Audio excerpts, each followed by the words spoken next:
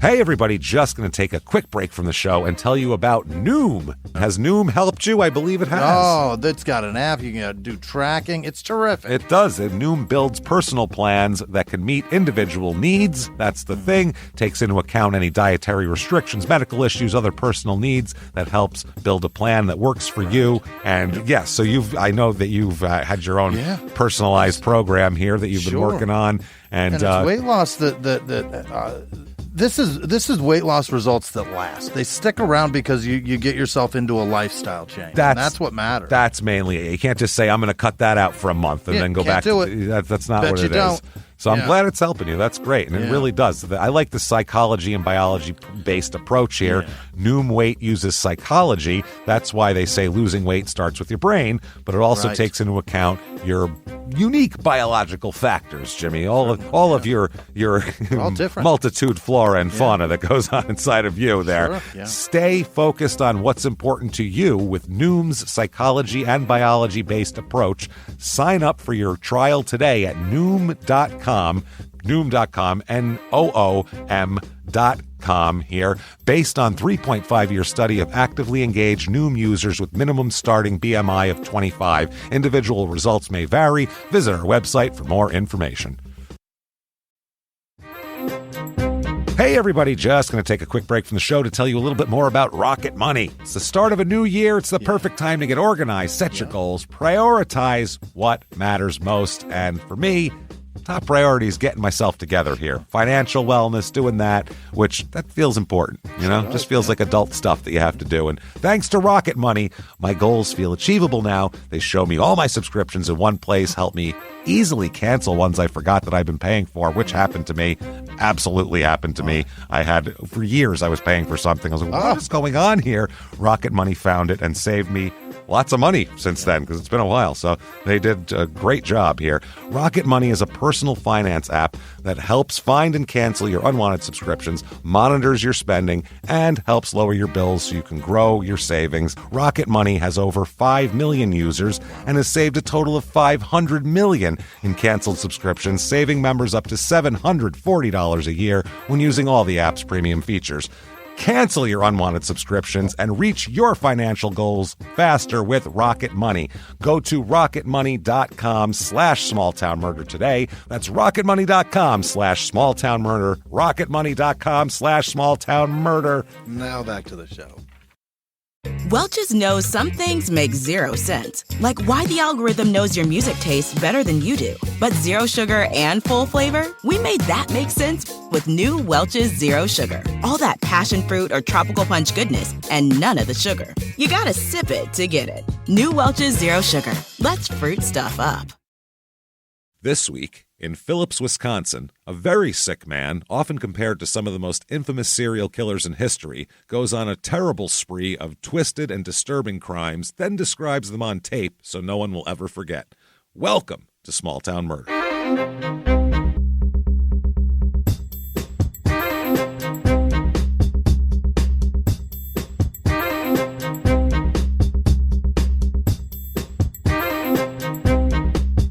Hello, everybody, and welcome back to Small Town Murder. Yay! Oh, yay indeed, Jimmy. Yay indeed. My name is James Pietragallo. I'm here with my co-host. I'm Jimmie Whisman. Thank you, folks, so much for joining us today on another outstandingly crazy edition of Small Town Murder. I am going to tell you up front here, we have to warn you, this one is especially just depraved and disturbing and heinous today. Oh, boy. Very disturbing guy today. We'll get into all that. But first, we have to say, get your tickets right now, not only for the whole tour coming up. Raleigh-Durham, you're up next. And still some tickets. Nashville, you're sold out that weekend. So can't wait to come there. But virtual live show.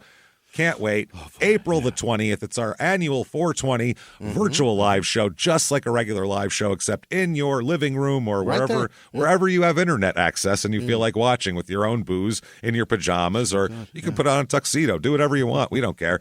Either way, you're going to get a great live show. I'm going to have some crazy smoking apparatus for Jimmie to really freak him out and all that sort of thing. So it's going to be so much fun. definitely you want to get that. It's available for 2 weeks after the 20th as well. You can buy it and watch it and have whatever. Watch it as many times as you want. Have fun with that. ShutUpAndGiveMeMurder.com. Get your tickets now. Also, Patreon you want. Oh, boy. Patreon.com/CrimeInSports is where you get all of the bonus material.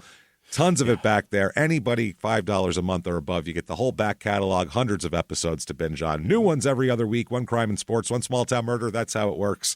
And this week, what you're going to get for crime and sports, we're going to talk about the trials and tribulations of Hulk Hogan. He's had a lot of weird scandals and sex tapes, and his kid killed a guy and all this stuff. We'll talk all about it. A lot of bad decisions. A lot of just dumb decisions for such a successful man. And then small town murder, we're going to talk about, back by popular demand, weird small town festivals. I can't wait for that one. That was fun. We did it a couple of years ago, and people keep asking about it. So we said, why not? Let's do it. Patreon.com/CrimeInSports is for that. And before we do the disclaimer, I do want to say thank you to everyone who came out to Sacramento and San Francisco. Incredible. The theaters were beautiful, great staffs, and the crowds. You guys were awesome. Just thank you so much for all that you did. That was really, really fun. And if you haven't been to a live show, you're missing out. It is a comedy show. Ask anybody who's been there. It's not. We got the best audience in the whole fucking game. It's a party. It's a party. It's a 2-hour party. So get your tickets and come out and see us here. That said, this is a comedy show. It is. Yeah. So we are definitely going to make jokes, and there is some bad stuff that happens. Okay. The way we work it is we try not to cross those two things, like Ghostbusters. We're trying not to cross the streams here. You know, there's nothing funny about horrible torture or murder or somebody getting their head cut off. That's not where the jokes come from. They come from all the other stuff. Maybe someone saying, I think I can get away with cutting somebody's head off. That's pretty funny. That's bananas. Something like that. A bumbling police force that can't, convict the guy who's obviously guilty. Things of that nature. A small town stupidity, because we're all from small towns and who cares? Yes. So that said, though, what we don't do, what we go out of our way not to do, is we don't make fun of the victims or the victims' families. Why is that, James? Because we're assholes, but we're not scumbags. That's how that goes. So that sounds good to you. I think you're going to hear a pretty crazy show this week. If you think, let's go. You get it? You see what I'm saying over here? If you think that sounds good, you're going to hear a wild story. If you think true crime and comedy should never, ever, ever go together, you might not be for us, or we might not be for you. I don't know. Probably, yeah. It's a bad match. It's a bad Tinder match, maybe. And maybe not, though. Give it a shot, but no complaining later. That said, I think it's time to sit back, everybody. Let's all clear the lungs, and let's all shout, Shut up and give me murder. Let's do this, everybody. Let's go on a trip, shall we? Okay, Here we go. We are going to Wisconsin this week. Yeah. We're going way up north Wisconsin here into the North Woods this week to a town with a familiar name, but from a different state, Phillips, Wisconsin. Now, Phillips, Oklahoma, too. Back, I think it was episode 60, is still one of the top 5 craziest episodes we've ever done. Just the debauchery, it's wild stuff there. So this week in Phillips, Wisconsin, longtime listeners will definitely be saying, oh, no, it's another Phillips. Oh, boy, here it comes. Very similar. And this one's even weirder. So way up in northern Wisconsin, it's about 3 hours and 20 minutes to Minneapolis is like the closest big city. And 3 hours to Green Bay. That's how far up this is. Okay. So is even it way farther. North of Green Bay or west? North and west of Green Bay. Wow. Out in the woods. 3 hours and 20 minutes to Windsor, Wisconsin, which was our last episode, number 436, The Unraveling of a Psychopath. Was the last one in Wisconsin. They're always crazy up here, man. Yeah. The woods I think it's the dark, it's the cold. 8 months of booze. 8 months of winter. They lose their fucking minds up there. They're such nice people, but you get them in for 8 months in a basement with wood paneling. They can't take it anymore. You'll go nuts too. Too much curds and beer. They can't deal with it. It's just over. And natural gas heat fumes. Oh, that'll get to you after a while. The motto here, in the heart of Price County's North Woods. So this is where I feel like this is where they went for the great outdoors to go on vacation. That kind of thing, It looks like it, too, when we do the real estate report. Yeah. Beautiful. Yeah, quickly here. We'll try to get through the town stuff pretty quick because this case is bonkers. But start out, it's named after a guy named Elijah B. Phillips, who was the general manager of the Wisconsin Central railway. So yes, he be. It wasn't really named for anything cultural. They were like, he put a railway in, and tracks go past here. I can take my goods to market. Name the shit after him. So what a great guy. In 1894, it was a very dry summer that year, and there was a continued drought. And by mid-July, things were really, really dry and really, really bad. Yeah. And they said tops and branches of tons of trees were lying in weathered heaps after timber slashings. Thousands of cords of hemlock bark were piled in the woods waiting to be hauled to the tannery. Oh, shit. Added to this were neglected hemlock trunks and inches of dry needles covering a dusty, dry soil. Oh, no. Not good. Even the swamps were dry, like everything. Yeah. Like they didn't even have swampland. Not good. A huge fire breaks out. Yeah, there it is. The night before, a fire had approached the north end of the city, but the fire department actually quelled it and kept it away. Yeah. But the next day, nope, it was bad. The hemlock caught it. Started in piles of hemlock bark 10 miles west and just ate its way to town and just destroyed everything. Yeah. Isn't hemlock fucking poison though? That's why they were going. It was going to the tannery. I think it's to extract something from it to get some sort of treatment of the tanning. Some sort of juice of the hemlock will make your leather better. I don't know.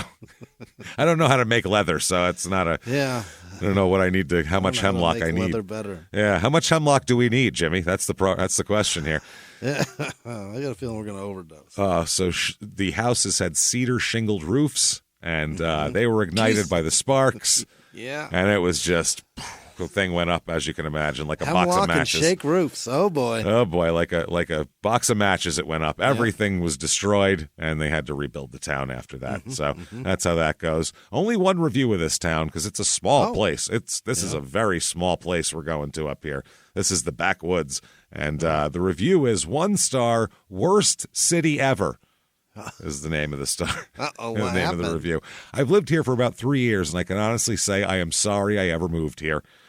The police force is absolutely not desirable. I'd like them to be hotter, is what they just said. Undesirable. Just filthy. I want I want them to look like they're in like a calendar, like buff, you know what I mean? Not a bulge to be found. Yeah, I want a big bulge, that sort of thing. I won't even give this place a part of a star with their corruption in their government. Oh. Wow. Frankly, they have the compassion of a wet newspaper. What? It's very descriptive. The compassion I don't even know what the fuck that means. Of a wet newspaper. Yeah. The personality of a wet newspaper, I could see. Yeah. But right. Compassion of one is strange. What? The city of Phillips is hands down the worst place I've ever lived in my 51 years. Do not come into this city unless you are fond of government officials who have no integrity. Wow. Okay. It's hardcore. So someone pissed her off she tried to get a permit to fix her back porch or something, and they denied it, and she's losing her mind. Absolutely livid. So I wouldn't call it a city because it has 1,569 people here. City. City.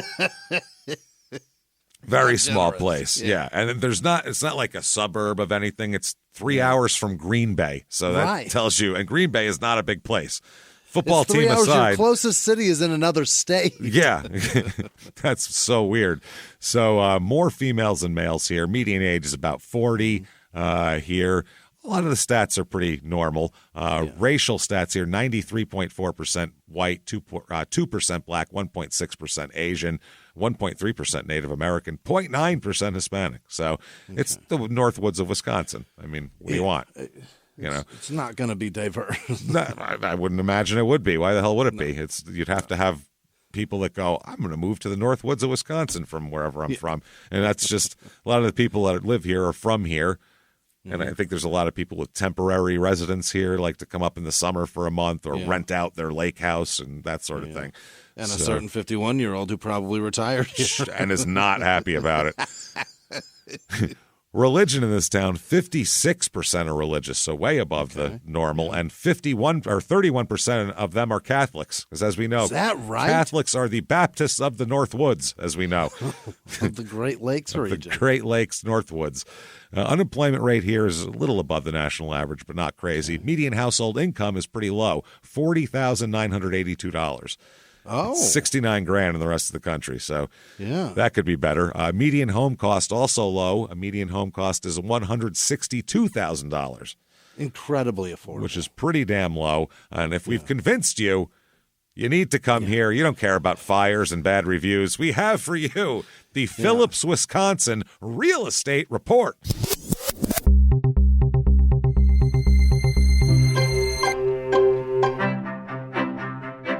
All right, your average two-bedroom rental here goes for $840 a month, and which is very low, actually. Yeah. But I don't know how many actual two-bedroom rentals there are in a town of 1,200 people. So, first house, one bedroom, one bath, 240 square feet.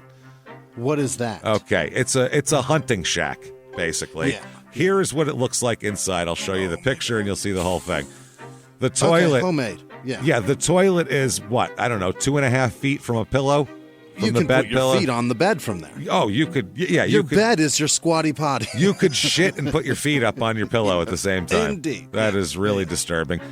It's mainly for, I believe, hunting or if you want to build something, because there's 5.31 acres, too, of woods. Oh. It has an enclosed porch, actually, which is so 240 square feet includes the enclosed porch, so it's even smaller than that. Unless that's not included in livable. It's got to be the livable, right? I think in this one, they mentioned that it's Just do it in the shade coverage. Yeah, it's lot really coverage. weird, but it's only $140,000 for that. So For 5 acres. for 5 acres up there in the woods. Holy shit. Not bad. Here's another house, 4-bedroom, 5-bath. There's your T-bowl for your bee-holes there. 3,870 square feet. Okay. Built in 1898. Somehow survived the Sick. fire. Oh, because that was 1894. Yeah. It was probably rebuilt upon ashes and embers, I would imagine. Probably right. This house in another place would be really expensive. It's a big, it's beautiful. It looks, even Allison said it on the thing, it looks like a brothel. It looks like a nice brothel in like New Jersey. If this was in a small town like in New Jersey and it was a brothel, this house would be like $2.5 million. But here it is $249,900. 1/10. 1/10. And then finally, 3-bedroom, 4-bath, 4,000 square feet, Holy. 31 acres, Now we're talking. right on the lake. This is Show like, me this. yeah, I you want this. you rent Yeah. this out to people and shit like that. It's a pretty basic house, but it's one of these things where you're not going to be there It's in the the winter. location. Yeah. You're going there in the It's a summer house. and you're going to be outside 18 hours a day. It's one of those things. $1,520,000 for that, but Okay, that's a lot of 1.5. land. Yeah. 31 acres on a lake. What do you want? Lakeshore? Yeah. Yeah, that's worth lakefront, it. Yeah. 31 acres. Pretty goddamn nice. Things to do. It's all about the Price County Fair, baby. Oh, fuck the Benjamins. Oh, hell yeah. Providing entertainment to area residents since 1885.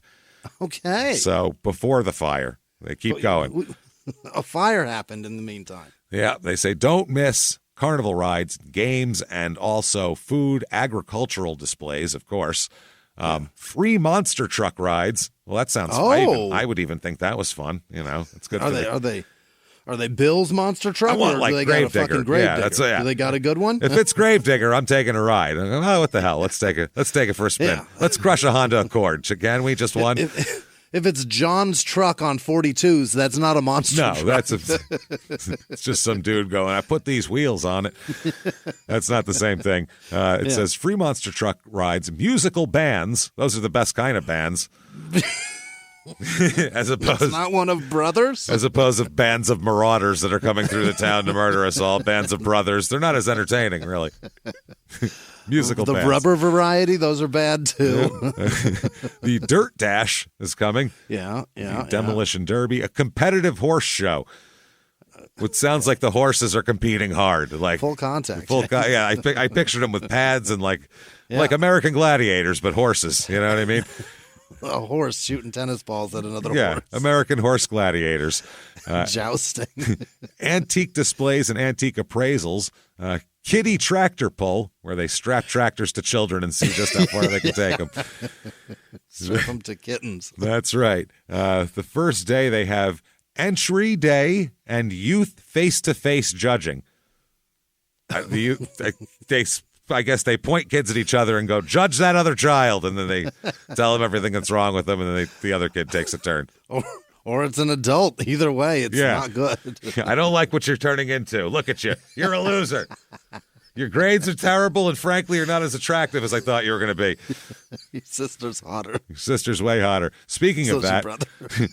speaking of that, right after that, it's the 2024 Wisconsin Miss U.S. Agricultural whatever pageant.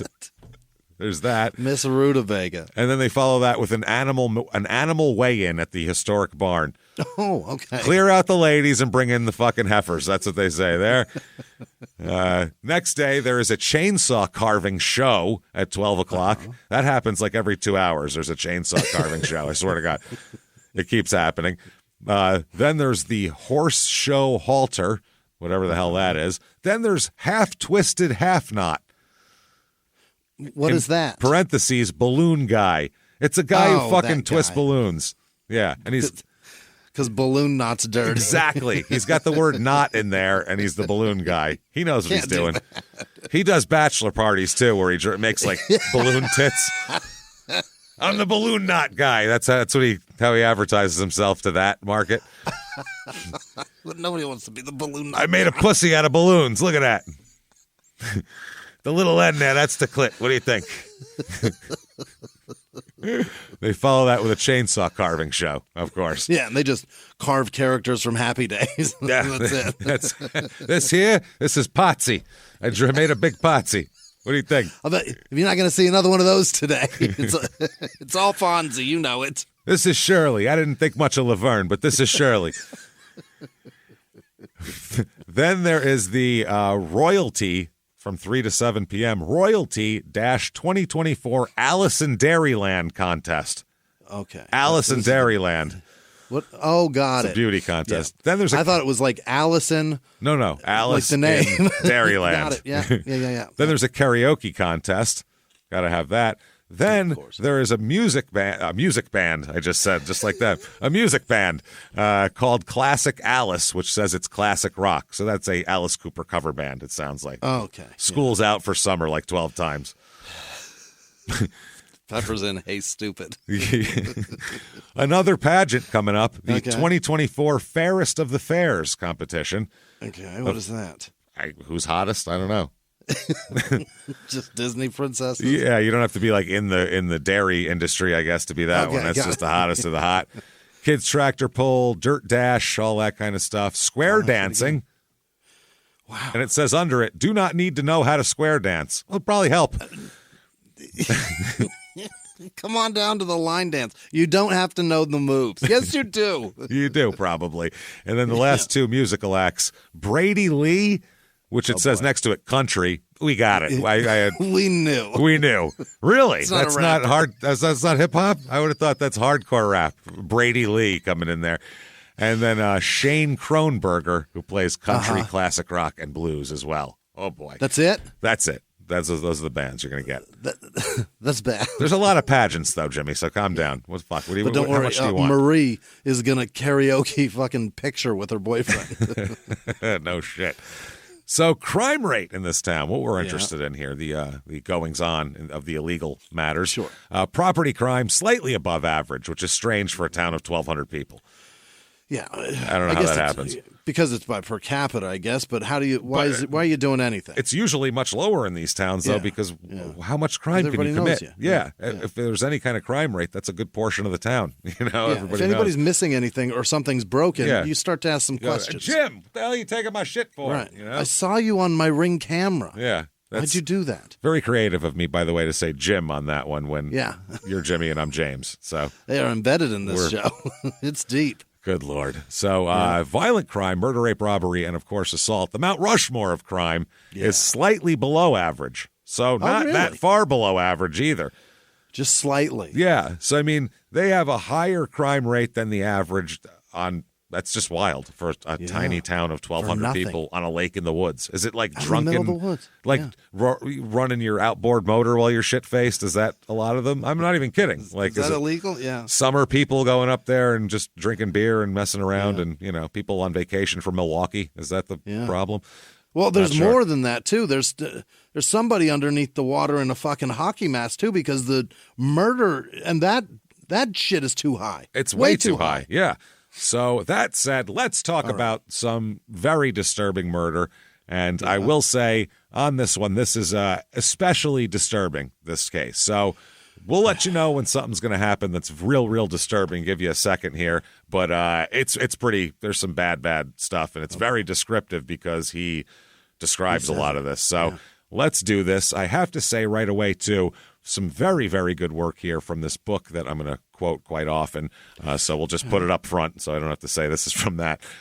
Death by Cannibal, Minds with an Appetite for Murder is the name of the book, by Peter Davidson, which is, of course, Pete Davidson's much more successful, much less famous and successful alter ego about writing true crime books. Very dry, no jokes in them at all. So that said, here we go. This guy is disturbing. Let's talk right about a disturbed person right away. Yeah. John Ray Weber. Okay, John Ray Weber he was born on November 4th, 1963. Okay. He's the youngest of 2 kids, so not like he was 10 kids and got lost in the shuffle or anything. It was his mother's second marriage. It was he and his older sister, Kathy, here. And they also had 4 half-siblings from their mother's previous marriage, but two whole, whatever, brother and sister. So really, he did have, there's 6 brothers and sisters. There's people there. I don't know. We're not like, we're both trash, so we consider our half-sisters and brothers, obviously brothers family. And sisters. Yeah, totally. So, I don't ever go, well, that's my half-brother. That'd be weird to me. My distinction. My half sister's closer to me than my actually full blood sister. I don't even talk to that woman. Well, there you go. Yeah, see what I mean? That's what happens. Wild. So the Webers, his family, they're pretty known in the area. They own property in town. They have an 80-acre lot that they own. That's where they have, which is about 10 miles north of town. And they used to own and operate the only food market in Phillips, too. They ran the grocery store. So everybody knows them, the whole family, for sure. It was called Weber's Grocery, even. So they knew. They got 80 acres. They knew, 80 acres. So his parents, Lawrence and Marguerite, it seemed to be this small town, kind of idyllic 60s lifestyle. It didn't seem. There was no debauchery going around. They didn't have like wild parties that the kids were like doing coke and shit like off of somebody's ass or anything. It wasn't like what's her name, the Mamas and the Papas daughter, the one that was Mackenzie Phillips there. It was like, my, it wasn't that wasn't the childhood. That book was. She had a bad childhood. I think that book is more disturbing than the story, but that's a whole other issue. It might be, yeah. So bad. So that's how everything was going here. John, though, everybody's fine. Kathy does well. The parents are nice people. Everybody likes him. John's not right from the start. Something's wrong with this kid from the very start. They said not only was he kind of just the outcast of the family in terms of his behavior being kind of out there, they said his behavior was just bizarre. It wasn't even like normal kid stuff, a lot of the stuff. It wasn't like, he doesn't listen and he won't go to bed. I caught him watching TV. Caught him watching TV when he said he was going to bed or something. No. It was really weird. All of the other kids, too, are like popular and successful and not him. He's got an older half-brother named Leslie who graduated with honors from the United States Military Academy in 1973. So incredible. That's pretty tough. And so that was when John was 10. So he saw that as an example and absolutely was like, right. Now, this guy also is a star distance runner and won the Army Athletic Association trophy, which is awarded each year to West Point's most outstanding athlete. He's the best athlete at West Point. Yeah, and pretty fucking smart, too. He served 5 years as a commissioned officer in the Army and earned a Ph.D., and was a university professor and department chairman. Leslie. So very successful, like siblings, that sort of thing. Another sibling, a half-sister, was a straight-A student through college and all that kind of thing. Like all the kids do so well by their parents, and then the youngest, John, is just a disaster. Complete disaster. He was the kid that everybody picked on in school. They said he would never stand up for himself.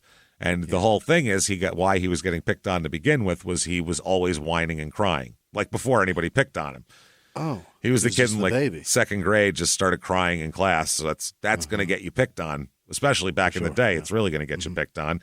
And he wasn't athletic. He was terrible in school. His own mother referred to him as the dummy of the family. Oh, Jesus, Mom. That's yeah. His mom's pretty.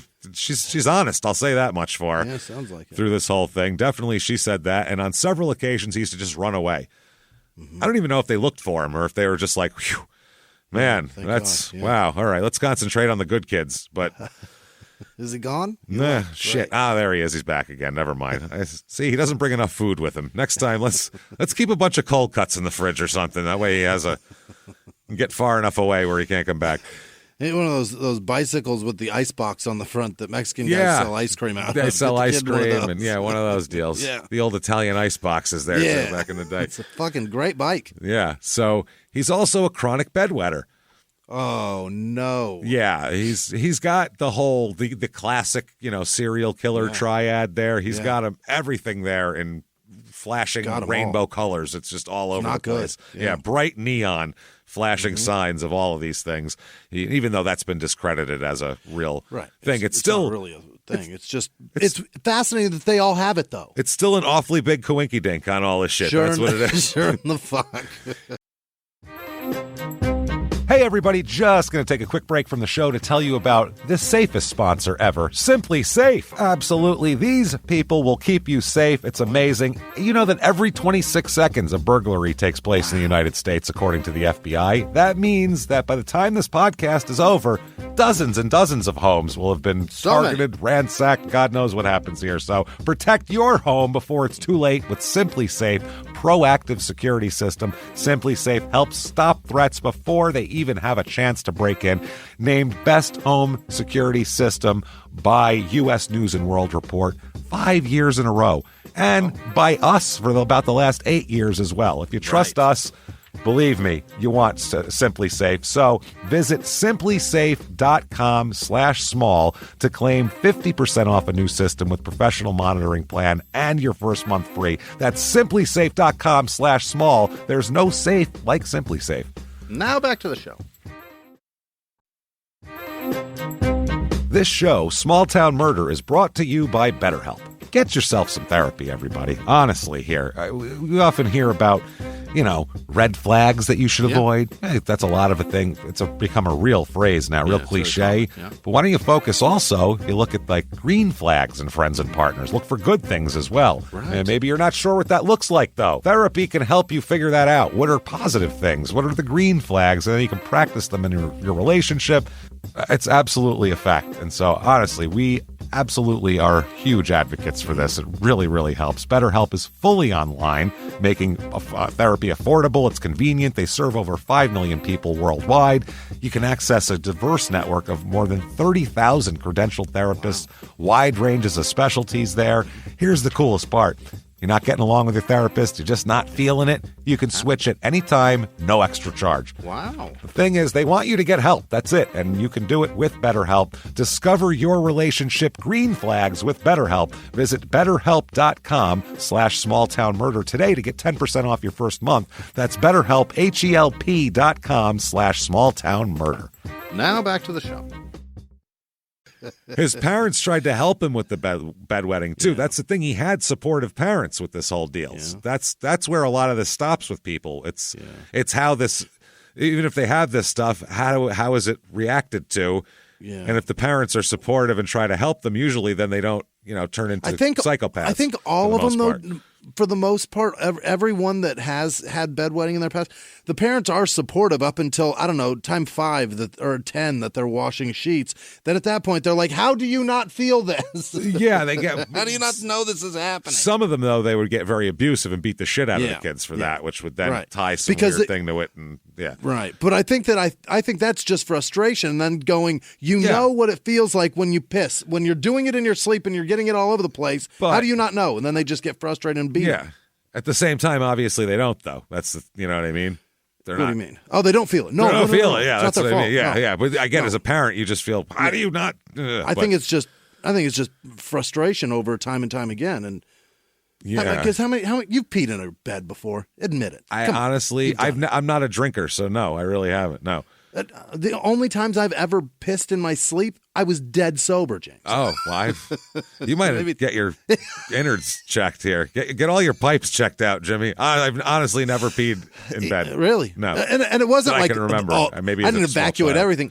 I woke up in the middle of it, probably right at the tip top of it. Just in a pile of shit. Yeah. Jimmy laying there. What happened? I'm sober. This is ridiculous.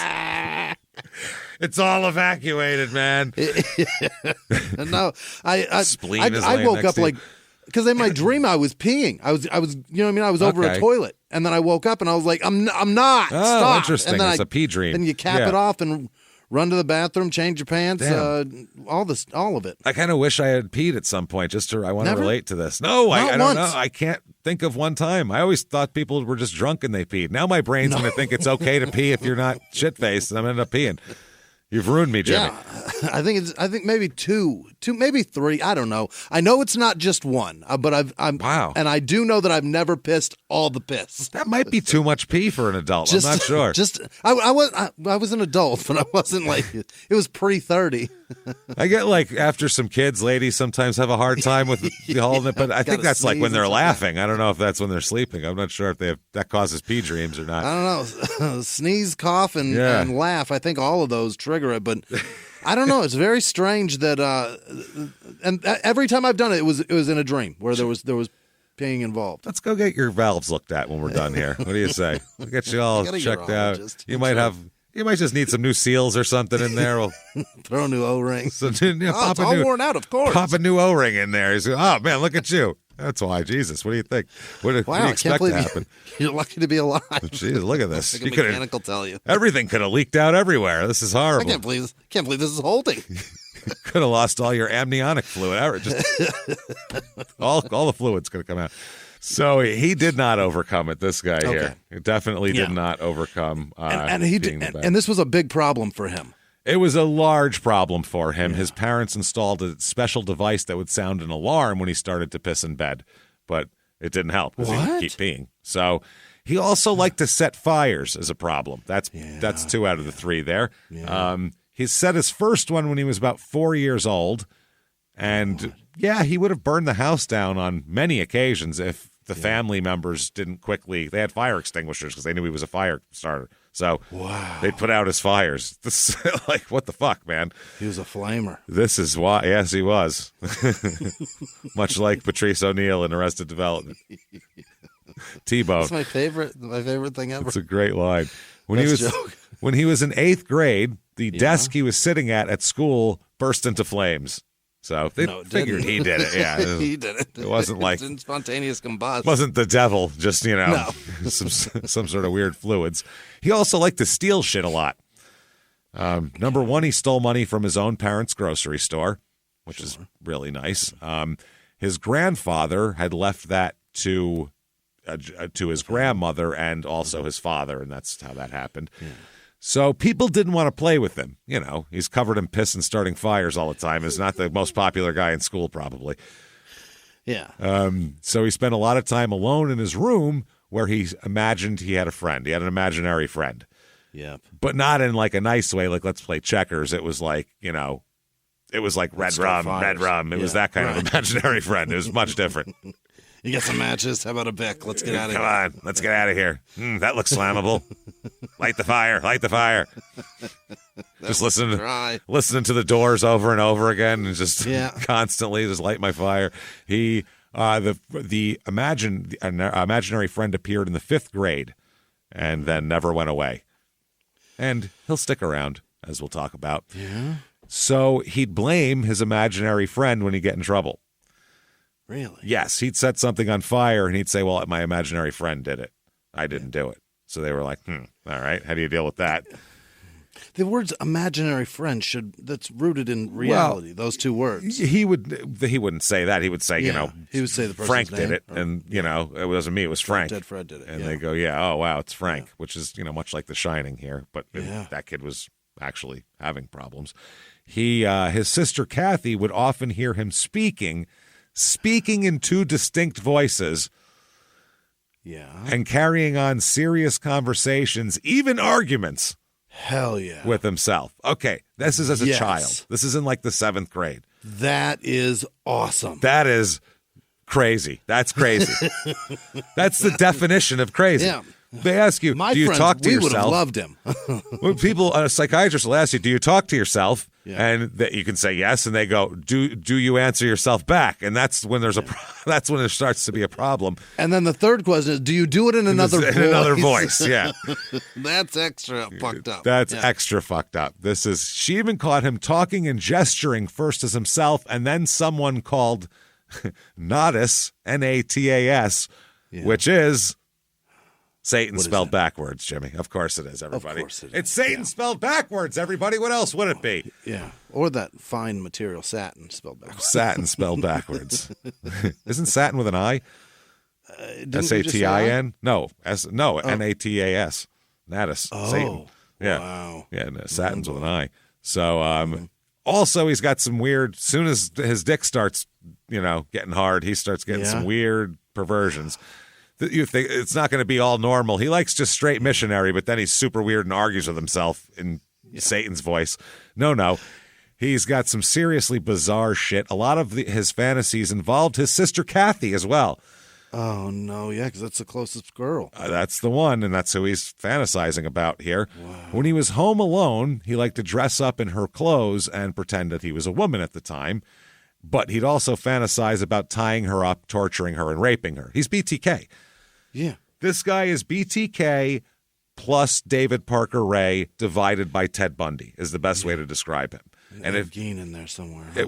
We'll talk plenty about that because the same psychiatrist will talk to both of these guys because he's like, is that right? He said, I talked to Ed Gein. Here's a guy just as sick I got to talk to because get out. Oh yeah, no, this guy, if he wasn't caught, there is one little thing that makes it so he gets caught. If he wasn't caught at the time he was caught, this would have been a fury. Everybody, you'll be shocked. You don't know. I've never heard this guy's name at the end of this episode. But you'll just go, holy fuck, how do I not know who this guy is? Because he's insane. So, yeah, he wanted to torture and tie up and rape his sister. When he was 13, Kathy, his sister, found a stack of bondage magazines while she was cleaning his room one day. 13. In the 70s? Wow. 1976. 13, he's got bondage mags. How the fuck? How would he even know that's an option at 13? Right. That's so crazy. But then again, BTK did. He knew what he wanted to do early.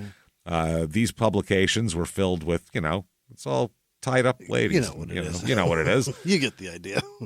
Shit like that. At first, she didn't know what to do. She's 2 years older, so she was 15. She's like, what the fuck is this? She didn't even know this existed. She's from a tiny town in Oklahoma, in Wisconsin in the 70s. Yeah. She doesn't know. But then she just threw them away. She threw it all in the garbage. But he just got more and would hide it better after that. And if he's got it, he knows where to get it. Yeah, exactly. And now he goes, I just got to hide it better so nobody throws it out. The other thing, he gets to be really big. He's 6'6", so he's a fucking. So you can throw Ed Kemper in there as well. He's a big guy. You can't take anything away from that guy. That's what I mean. Once he gets to be an adult, it's like he's this big 6'6", piss-stained, angry, fire-starting. No friend rape fantasizing, no friend having, sister fucking wannabe weirdo. Yeah. He's a weird cat, man. So he gets older and shit gets darker for him. He doesn't want to just tie people up now. Now it's about how he's going to hurt them when he ties them up, just like BTK did. And he wants, because now the bondage mags don't have it's not hardcore enough for him. He's like, this is pussy shit. This is weak. Boring. Yeah, she looks like she could be enjoying this. That's terrible. Right. I don't want that. She's tied up. Now what? Now what are we going to do to her? He doesn't want to have any kind of joy out of the woman. He doesn't want her to enjoy it. He wants her to be terrified. That's what he's looking for here. Yeah. Also, that's what the magazine does. It just shows you a pose, but then now you've got to use your imagination, and that's kind of like the fun of all those magazines. Exactly. Using the imagination. You got to put yourself in there. What would I do to her? Yeah. Okay, she's in that position. I'm just about to fly into frame here, and that's here I come. Here I come. All right, that's what you're doing. We're both about to have so much fun. I swear it. He sees these and he's like, How can I have fun and not her? Lame. Yeah, this is lame. She looks like she's into it. Gross. He imagined, these are his fantasies, shoving knives, bottles, and safety pins into women's rectums and vaginas. That was his fantasies that he wanted. This is as a teenager. Yeah. I mean, I don't understand that. I don't get it. This is way advanced sexual fantasy for right. As a teenager, you're just any sex. It would be great. Yeah. Your fantasies are like a woman that's naked. That's a fantasy. That's the fantasy. Yeah. I'm on board with everything he's done so far. Lets you have sex with her. Yeah, fantasizing about his sister and then this shit. This is where it's like it's going so far off. I loved starting fires when we'd go camping. That's my favorite part of camping. My favorite part of camping is hearing that whoosh. That's an appropriate so awesome. place for a fire. Yeah. You wouldn't go home and go, I bet my father's den would go up just like that thing and then light that on fire. That's where it gets up to be a problem. I don't want to light the fire in the living room. Huge bonfires when I was a kid. That was so much fun. That was huge. It was big. But like I said, once somebody lit, my one friend lit an entire field on fire and he got in trouble. He had to go talk to somebody for a few months. So he had to talk to burns are sick. They're so much fun. He had to go every Thursday for a few months to talk to a person about that. A lot. Yeah, this is when he was like 12. I remember this. So we were like, ooh, that's a bad place to start a fire. So these are his fantasies. He would also spend hours writing down all these fantasies in tons of spiral notebooks that he would then hide away. No. Yeah, he'd write out these long, elaborate scenarios of what he wanted to do to people. This is why you need friends. He would copy sometimes. He'd get like a Penthouse forum and copy the stories word for word, but then he'd add his own stuff in there, like inserting the names of girls he knew. Or his sister Kathy, which is even better because she's right there. That's like a slick ad, James. That's what I mean. He's totally BTK. Yeah, he's tracing it and then creating his own thing. And then making a little bindings on her and fucking tourniquets and mouth, gags and shit. That's crazy. Yeah. It's the same exact thing as BTK slick ads. This guy is, I'm telling you, Toy Box Killer, BTK, and Ted Bundy with Ed Kemper's size almost. So, oh no, he's a weird guy. For his birthday one year, his parents gave him a tape recorder. Which would be fine, except he uses it in very weird ways. He immediately would make voice recordings of his fantasies, and this would be a habit that he would have through his whole life here of making recordings of things he wants to do and things he's done. Turned him on a lot. Then he would listen to himself talking about it, and that would turn him on.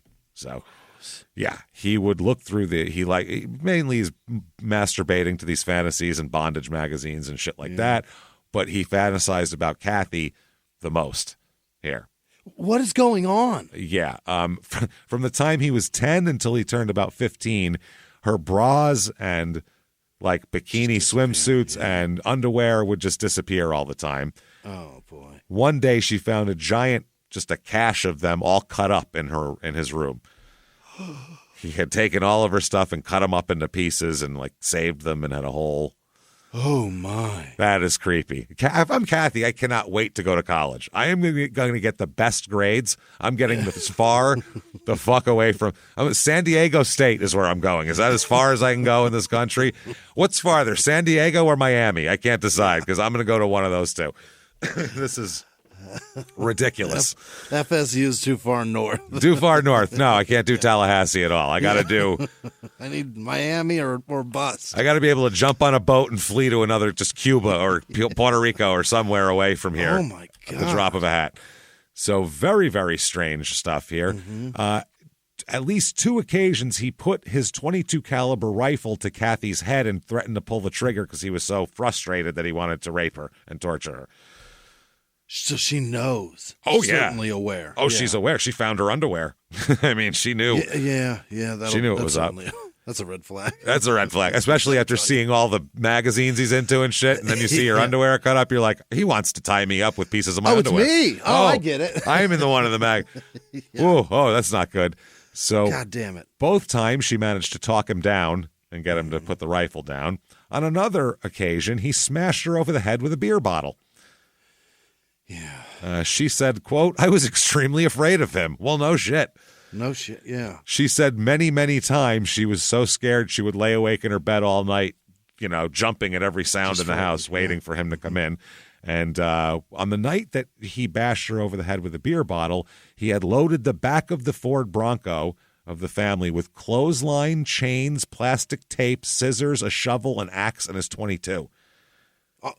Oh, disposal kit. Yeah. It's a bunch of. Yep. He's going to dispose. She said everything was ready. There's not a thing in that kit that's not for it. That's exactly. No, not even like and a bag of Cheetos. You know what I mean? Like just and some Cool Ranch Doritos. Like that would have been some barbecue corn nuts. Nothing. Yeah, and some fishing like worms, some night crawlers, like something in there to make it look like he was doing anything else. Yeah, I'm outdoorsy. Yeah. Nope, not even. She said everything was ready for me to be hauled away in it. Oh, Lord. This is disturbing, obviously. He's a child still. This is like he's in like ninth grade doing all this. What the fuck? So finally, I don't know how, but it took this long for the parents to realize maybe he needs some mental help, not just a pee alarm. Yeah, not just the humidifier. Yeah, well, the humidity. He peed again.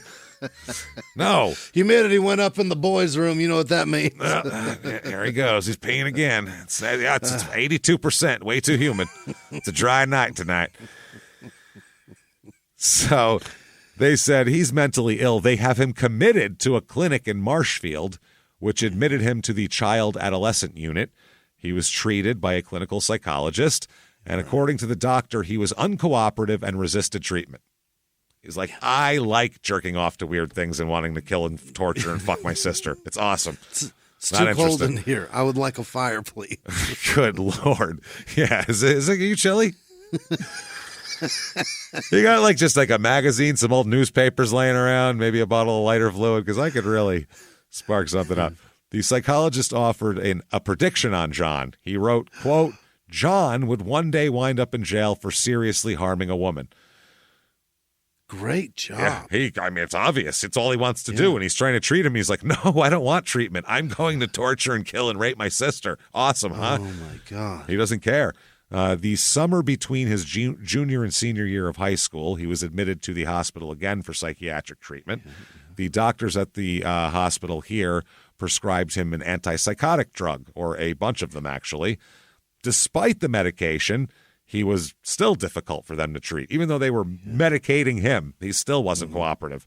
Wow. He lied to the doctors and wouldn't be honest at all in the therapy sessions.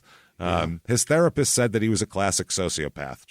The guy's and a psychopath for that matter.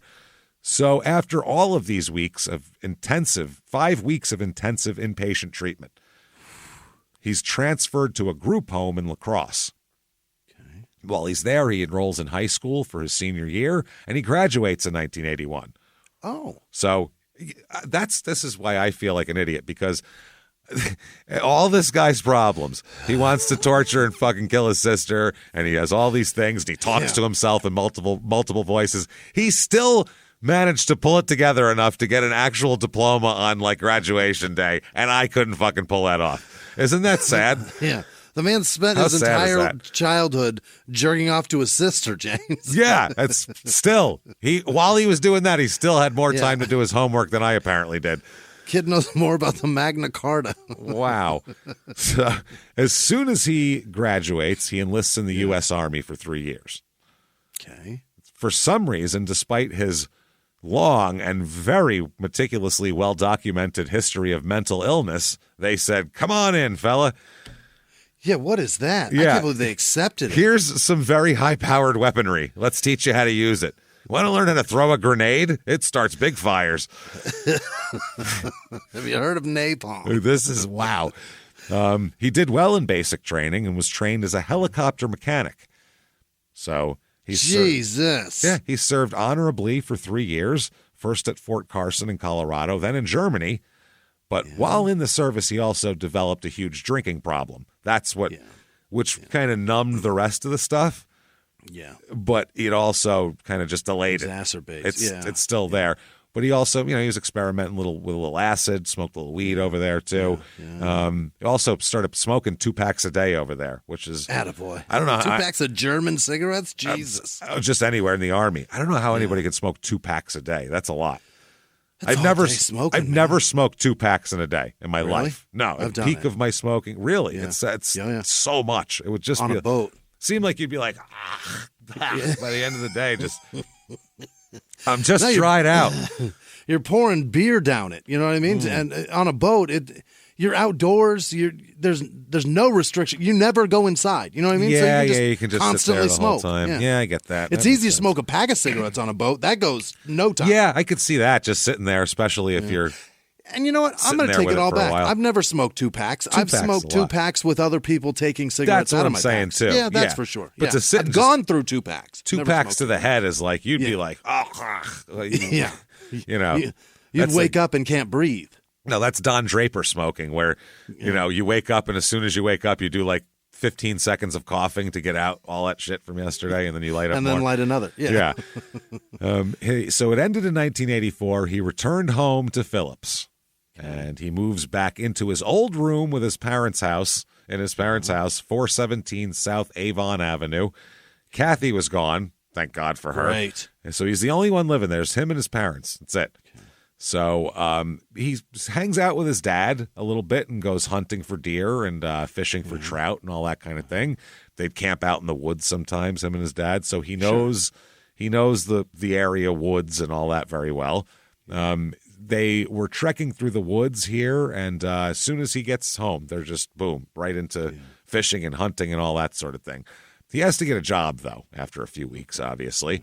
So he gets a job at the Cuyahoga Wreath Factory. Oh. In nearby Fifield. Yeah, not Fit. Cuyahoga Wreaths. Field. The Cuyahoga Wreaths are like sought after. It's a big deal. Is it a big deal? I don't know. Yeah. Jimmie's a big wreath guy. You have no idea. You didn't know? When you go to his house, it's a lot of wreaths. It's all wreaths. And, it's a disturbing amount of Cuyahogas. wreaths. Yeah. Well, those are his prize wreaths. So he worked alongside a woman named Caroline Lenz and her son, Gene. So through them, he meets 18-year-old Emily, who is Gene's twin sister. Yeah. And the oldest of their kids. They also have another daughter named Carla, who's a few years younger. She's 4 years younger. Okay, so he's attracted to both of them, of course. I mean, yeah. Carla and I guess they're both, pretty attractive. They said Emily is 5'4", 113 pounds, and blonde, and looks like Farrah Fawcett. And he's like, I want to fuck her. So she's real like warm and outgoing and shit, and he's not. He's real like he's a weird guy, obviously. He's got weird fantasies and, pee in his pants. So Emily Lenz, she's born in 1965. They get together pretty quick, though, and by the time he's 22 and she's 19, they get married on August 6th, 1986. So this is 2 years after meeting-ish. Carla that is guy? Yes. Wow. He married a hot chick somehow. Everybody out there? How you feeling, lonely pants? We make these announcements all the time. Gentlemen, upset you can't find anybody? You're not trying hard enough.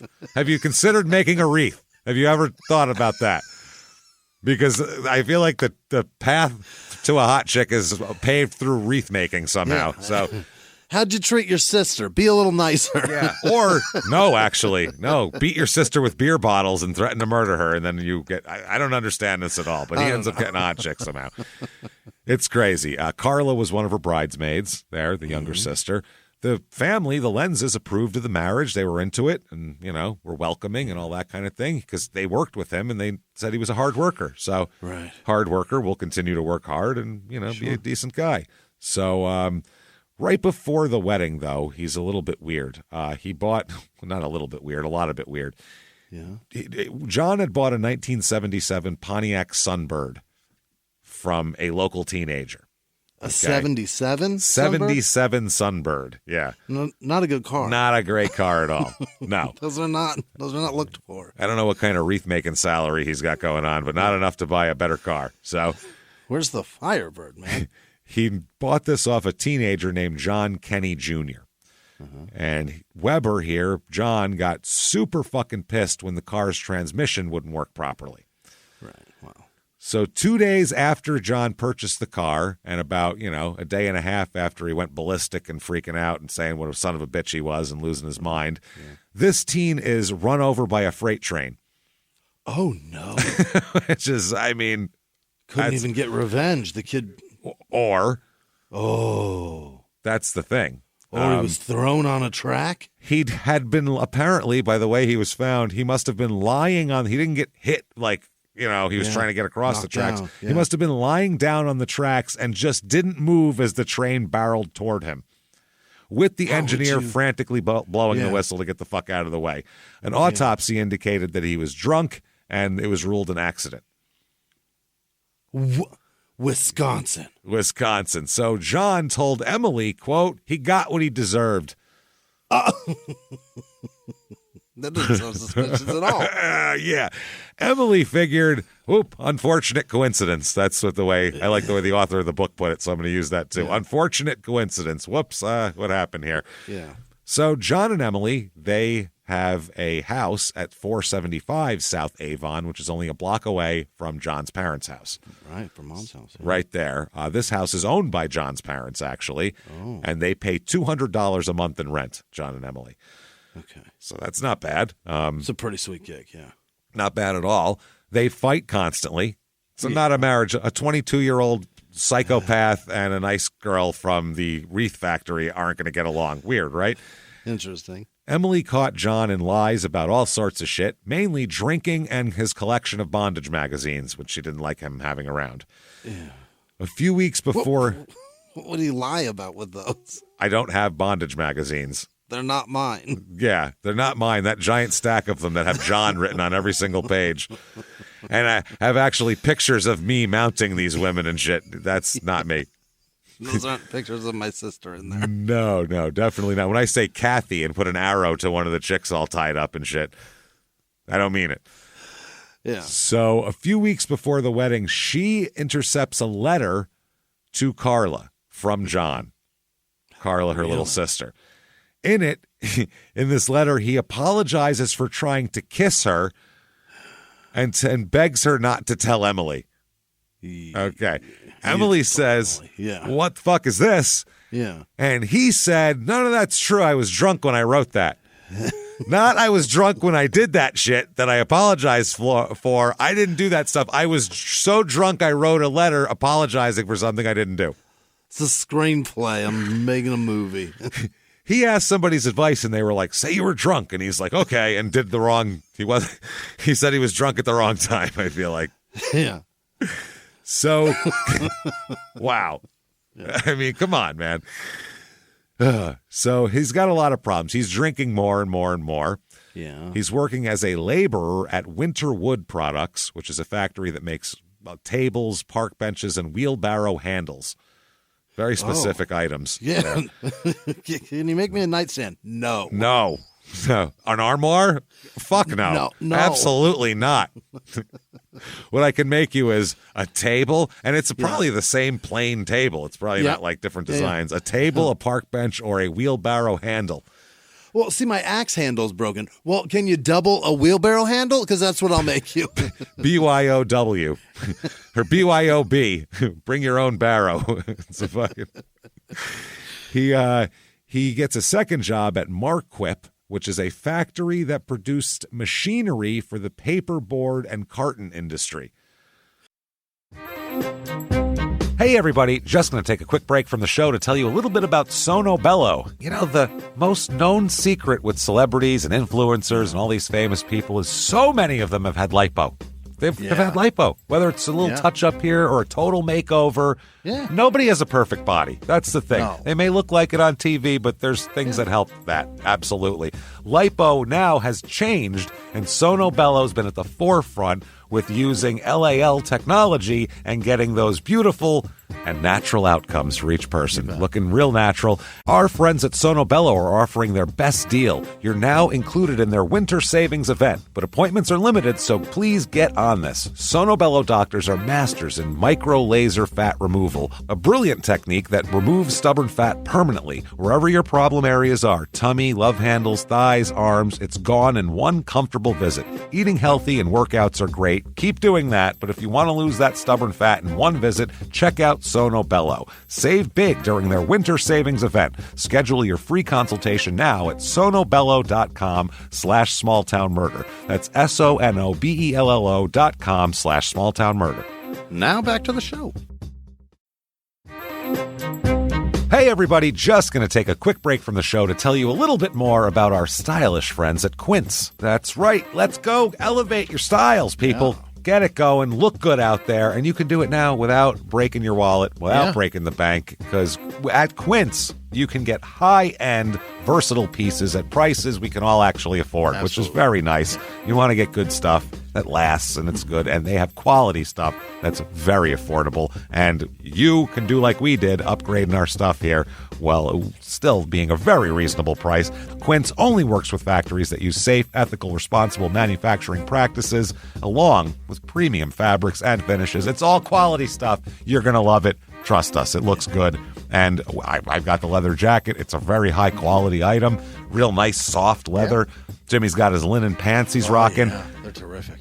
Come on, be like us. Be fashionable. Get in there with Quince. Indulge in affordable luxury. Go to quince.com/smalltownmurder for free shipping on your order and 365-day returns. That's QUINCE.com/smalltownmurder to get free shipping and 365-day returns. Quince.com/smalltownmurder. Now back to the show. Hey everybody, just going to take a quick break from the show to tell you a little bit about a very cool place, Thrive Market. Yes, we are both looking to get into the healthy swing this year. The problem is I don't know what's in everything, and I don't know if even I'm qualified to even read the labels to know if that's good or that's bad. Right. There's chemicals and things, and there's things floating around. I don't know what I'm doing out there. One of my favorite features, and I know you were talking to me about this, is the Healthy Swap Scanner in the Thrive Market app. Yeah, it's simple. You scan any item, and it'll instantly suggest a cleaner, healthier grocery alternative, which is it's great. Amazing. Yeah. That's great. Thrive Market also takes the guesswork out of finding these safe, healthy foods. For example, like I'm trying to get my protein intake up for energy. I'm always moving around. I need stuff, and I love that you can filter their site by the high protein options. Nice. It's very cool, and you can personalize this portion, and you can put filters on it, and get ready. You should be ready for a junk-free start to 2025. Get ready for it and head to thrivemarket.com/smalltownmurder and get 30% off your first order plus a free $60 gift. That's THRIVE market.com/smalltownmurder, thrivemarket.com/smalltownmurder. Now back to the show. So it produces the machinery that make cups and paper plates and shit. And so milk cartons and shit like that, like it's the machine that makes the machine that makes shit. He builds the machine that makes Dixie cups. No, he builds kind of. Yeah, I think so. Yeah, that would be the way. So he ends up at one point after a shift, he hangs out with his friends at a bar. He has 5-6 beers at a bar. That's what he would do. He'd go after the shift, have a few beers, and then he'd have a 12-pack. Grab a 12-pack on the way home, drink that at night, too. So he'd be an 18-pack in every night about. Yeah. Good God. At this point, he begins pissing the bed again. There you go. He can blame himself now. Right. When you've had an 18-pack and you piss the bed, it's because you had an 18-pack. That's why. Yeah. Yeah, that's no good. Heard plenty about that. That has nothing to do with reasons. There's no reason other than full. Yeah, and it's got to empty, and you're unable to move. That's what that is. Yeah, your little alarm inside of you that says "wake up and pee" is like trying to shake you, but you're out cold. You're shit-faced drunk. Yeah, and it's like, well, I don't know. He won't wake up. I'll just piss here. I guess I'll just piss let here. It go. We don't have any more room. We don't have any more room. We got nothing. This is all we got. All right. If we start, it just keeps going. Initiating launch procedure. 3, 2, 1. There we go. Ruin the sheets. Okay. Soiled another soda. There we go. He also cannot perform sexually with Emily either.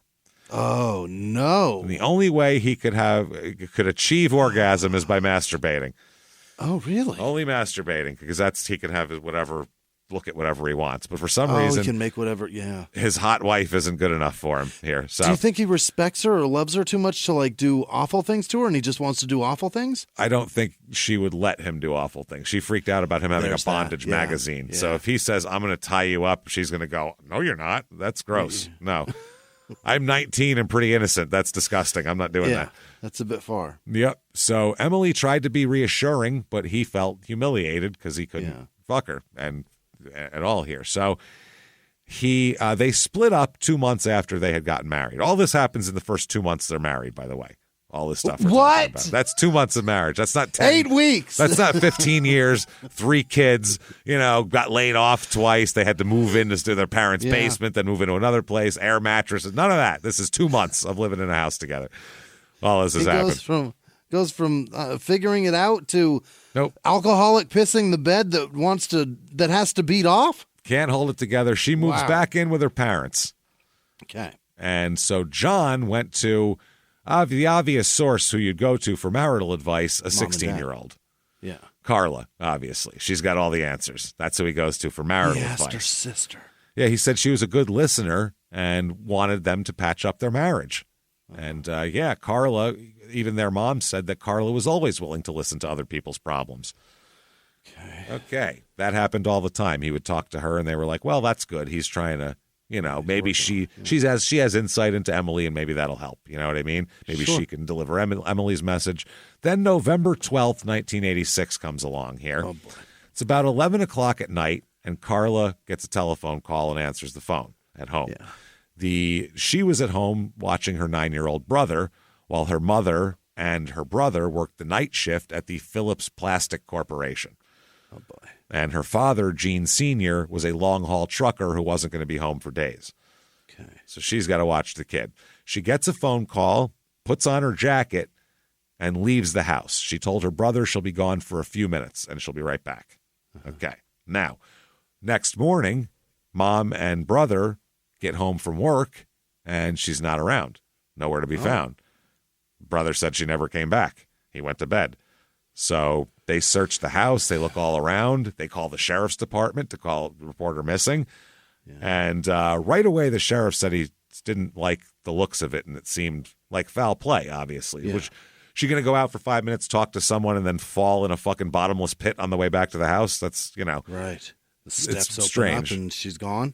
Yeah, and it wasn't a runaway thing because she wouldn't have left her brother there. She also didn't take any clothes or money or makeup or anything all of her shit there. All of her shit there. This would be the modern day equivalent of having her phone sitting on her dresser. You know what I mean? She wasn't expected to be gone.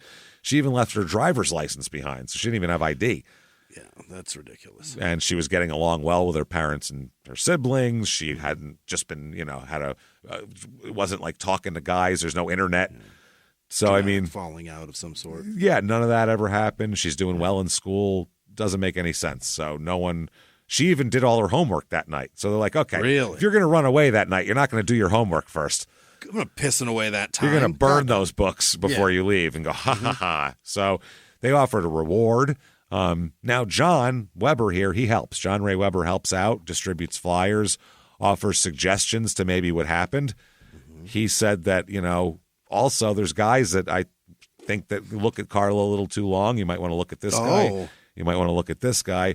Then he told the family one day, after a couple weeks, and it's still everybody looking for her and rewards and flyers are up. He says, quote, "There's no sense worrying about her. She's probably dead." Why would you say such a thing? Even if you thought that, you don't say that to the family. No. To your in-laws. You're just asking for a really uncomfortable Thanksgiving, I think, there. Yeah. That's awful.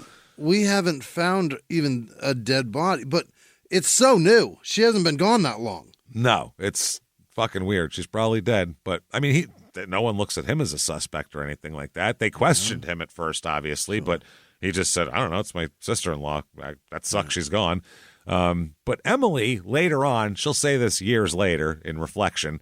Sure. She said, quote, "Carla and I looked very similar, and as soon as I saw her picture in the paper, I knew that he had something to do with it. I just felt it was sick of me to think that way. I felt guilty for even thinking those thoughts." Jesus. So that was November 12th, 1986, mind you, okay? November 12th, 1987 comes along, year to the day. Shelley Hansen, a young girl here. She's not a child here. She's pregnant and, in her early 20s.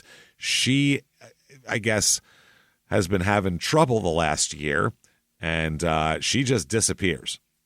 Oh, she's pregnant. She was happy about it. She was picking out baby names and all that kind of thing. She was excited. her father had promised her, or the father of the child had already said that he would give her child support and all that sort of thing. And so she apparently, they don't know who the father was of the baby. She never told anybody because the father said, I'll give you money and I'll give you child support if you keep my name out of this. Keep it secret. I don't want anybody to know. Okay. Yeah. So she never told anybody this. And then she disappeared while she was pregnant. Mm-hmm. And she had like an ultrasound image and everything. She was all about it. She took the sonogram to work and showed her friends and everything. So she disappears. So the police, I guess, they look through her apartment and they find they all of her personal possessions that are there that are of any value. They tell her family to take from her apartment so it doesn't get pillaged, obviously, by just somebody breaking in. So her brother Ron takes all of her stuff, and then 2 days later, her brother's house burns down, and all of her shit is burned with it.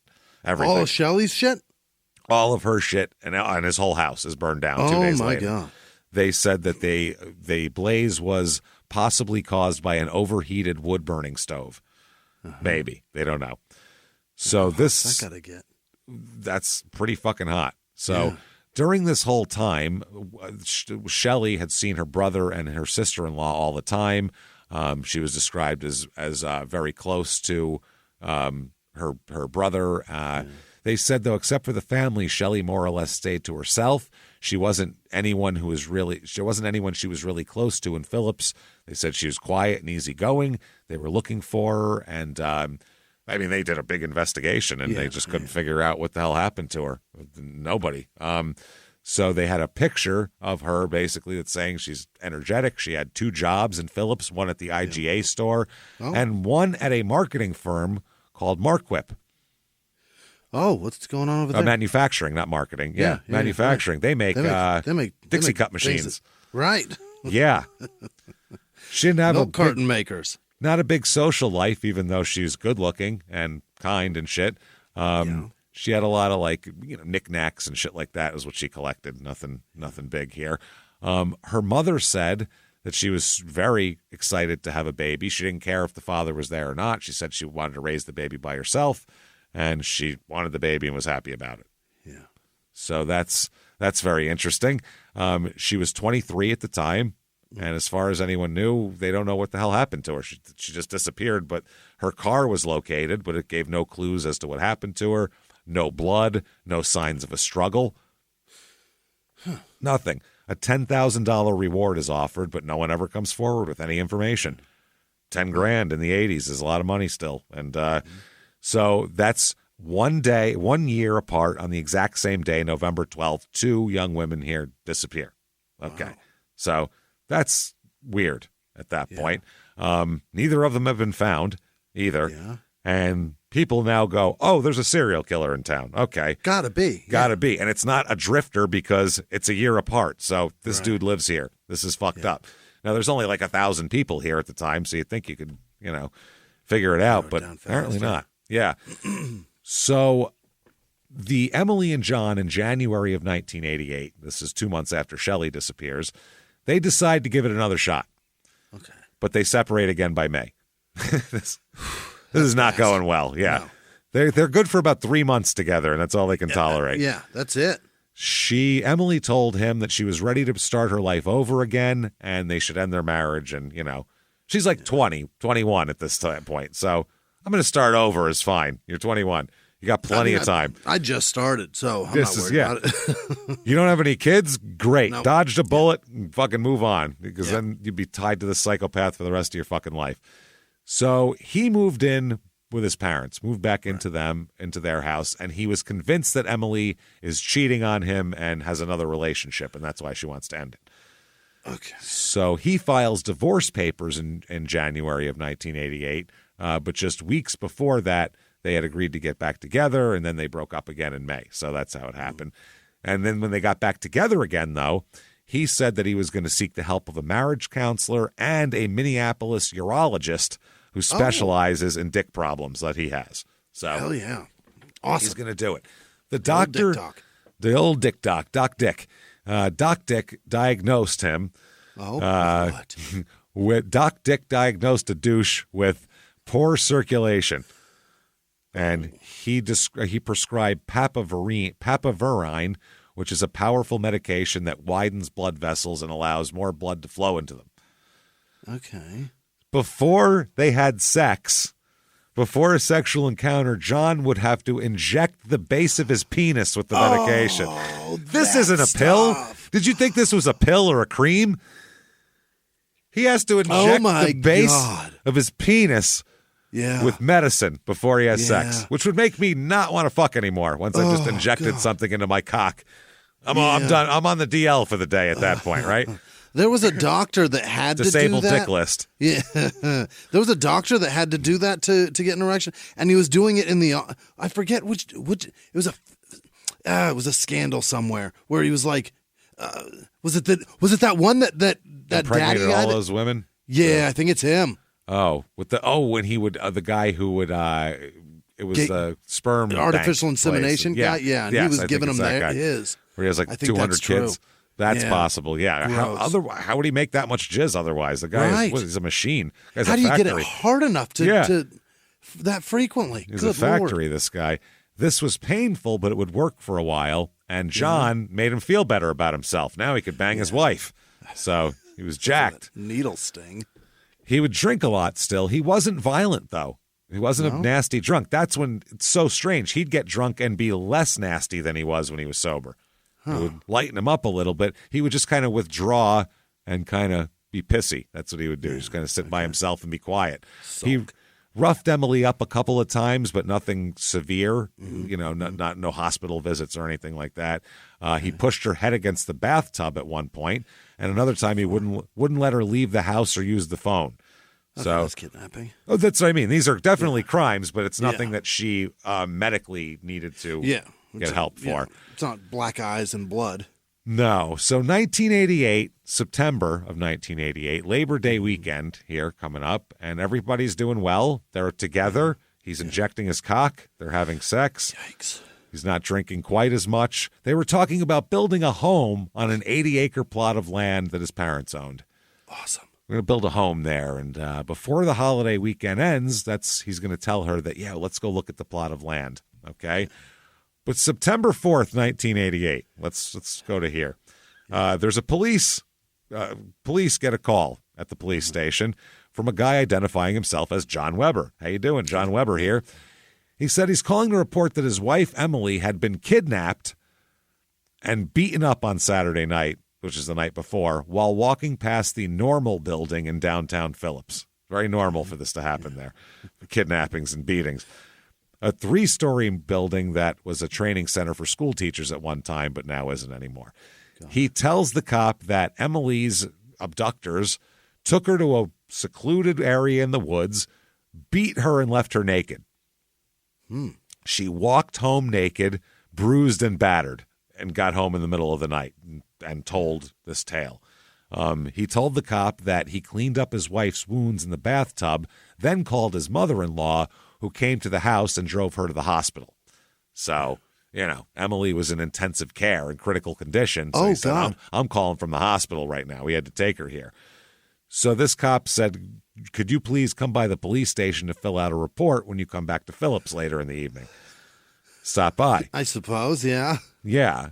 So then he told the police chief this is what happened, and the police chief came to the station because he wanted to hear about this, because this would be a big deal, an abduction, beating, especially when 2 girls have disappeared.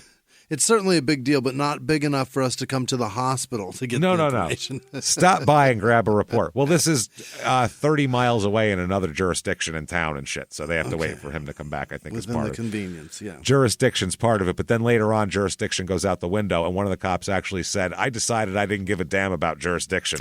So I'm like, okay, that doesn't seem good. Yeah. Well, yeah, come on, bro. Like, what are you talking about? I decided, you know what, damn it? I'm going to chase them Duke boys into the next county. I don't care. So I'm going to get this Reno convict over there in Sparks today. It's going to happen. So Chief Moore is on the case, and the chief places a call to another chief and asks that one of their officers be sent to the hospital to interview and photograph Emily at the hospital. Yeah. let's do that. So then he headed for the location where John had said the abduction took place. Yeah. So he looked around, and he was looking for anything, a shoe, a gum wrapper, something. Some blood, some hair, anything? Something that would say people were here, and nothing. Couldn't find anything. Not a damn thing. So he drove over to their house, John and Emily's house, and knocked on neighbors' doors. You see anything? Anybody pull up snarling in a giant hearse and pull a chick into it? No, nothing happened there. John comes to the police station at 9:30. They said he was very distraught and nervous. And the chief said he'd seen him around town, but never talked to him or anything like that. Right. He comes in, sits John in an interview room, and John's repeating over and over what he said on the phone. He just keeps saying that. They abducted her, they took her here. He's like a tape recording over and over and now over again. Yeah. He said, we were at home on Friday night watching TV. At about 10:30, she said she was going to walk downtown for a bite to eat. Oh. Which is odd. He said she was gone for about an hour when he said he was going to bed, and then he woke up at 7:30 the next morning. So at that point, the cop starts reading him his rights. Yeah. He says that. And John says, why are you reading me my rights? Are you accusing me? And the cop said, no. And he said, then why are you reading me my rights? And he said, standard operating procedure, got to do it with everybody. And they do. Yeah. So he does. He signs the form. And then he says, when I woke up, Emily was on top of the covers in the nude on her side. She was covered with dirt and leaves and twigs. How the fuck would twigs stick on to her walking 2 miles home? Yeah, Still going to have twigs on her? She got into bed and not into, onto. That? Yeah. Onto, just flop down on it. So he said there were pieces of duct tape in her hair and cuts all over her breasts and other places. She's got deep, like, cuts under her breasts and things like that. She fucking slither there? No, cuts like slices of a knife. Yeah, that's what I'm saying. Did she slither home? Like, what are you talking about? How would she get those cuts? I don't know. I don't know how she'd get them that deep unless she was slivering over a pile of knives, because it's a huge machete, huge machete pile here. I had to crawl through the machete factory to get here. It's very difficult. So tired. Yeah, he said they were all over, and her face was bruised and swollen. Her eyes were swollen shut. Oh, my. The cop told him to slow down because he was rambling, gave him a cigarette, and said, let's take it from the top, John. What did Emily tell you happened?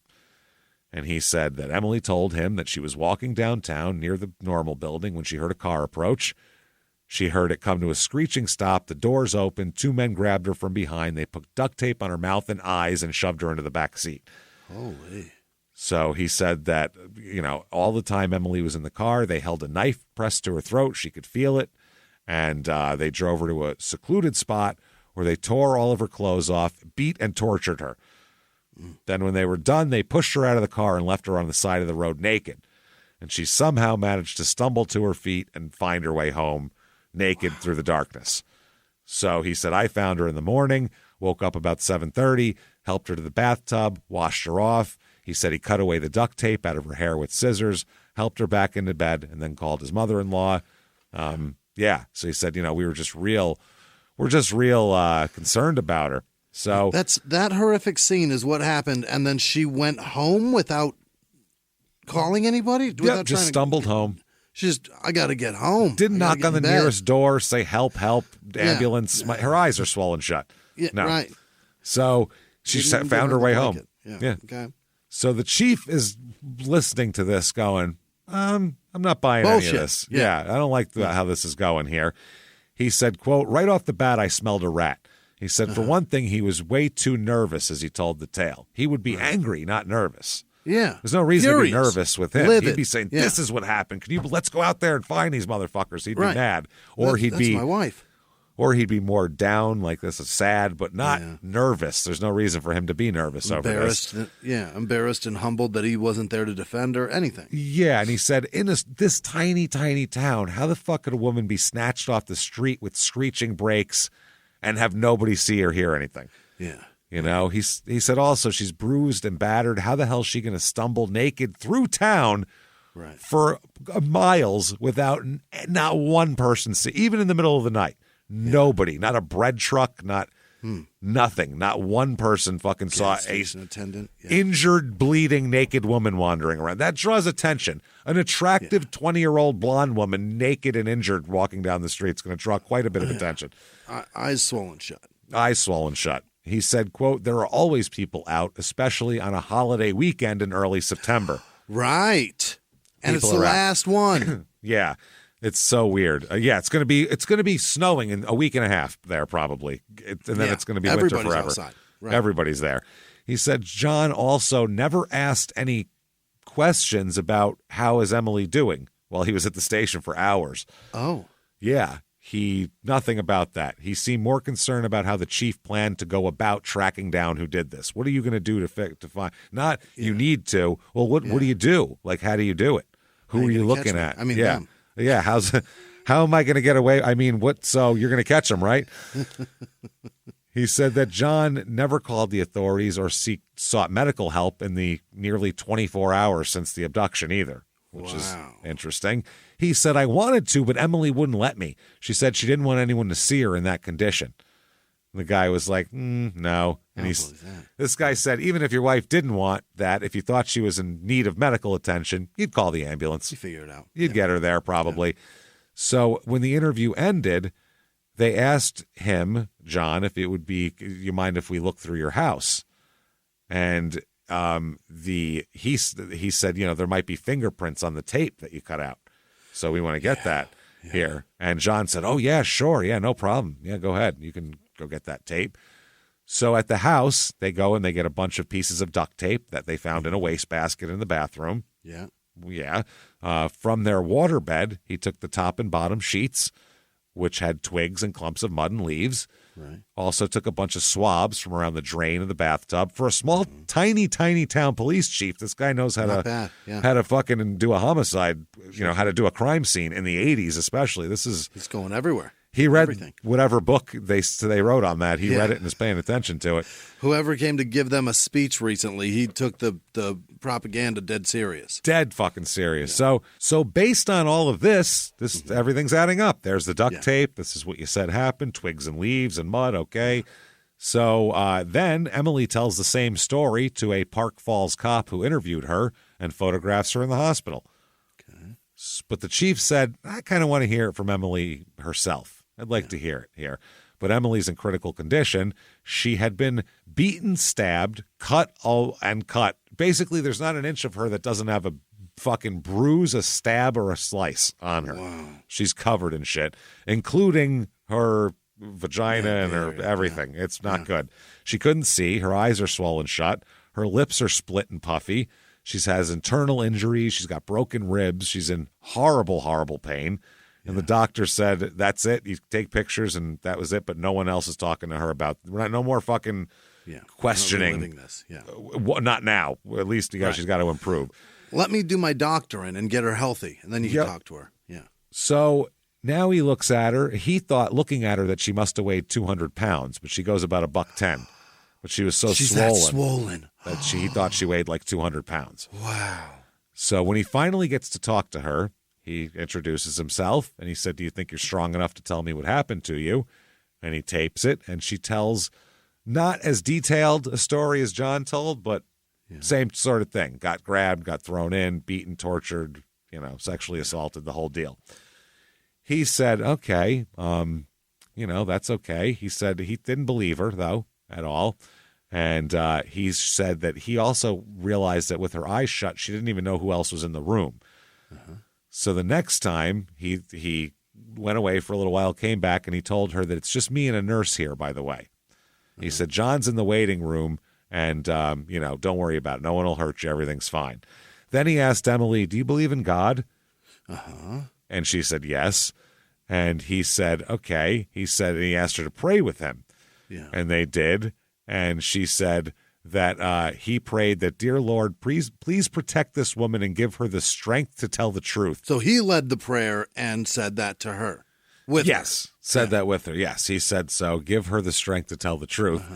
And then as soon as he said amen, she started saying what really happened to her. Yeah. Next 3 hours, she spills the fucking beans here. Oh, boy. And tells her, because that's a harrowing tale that didn't happen at all. Right.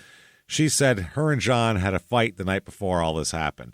John was horny and wanted to have sex, but she didn't want to. So she told him, tomorrow night, I promise. Just no, I don't feel like it tonight. Promise. So she said that he went off to, fucking be pissy and have some beer and all that kind of thing and just, be a fucking grumpy shit.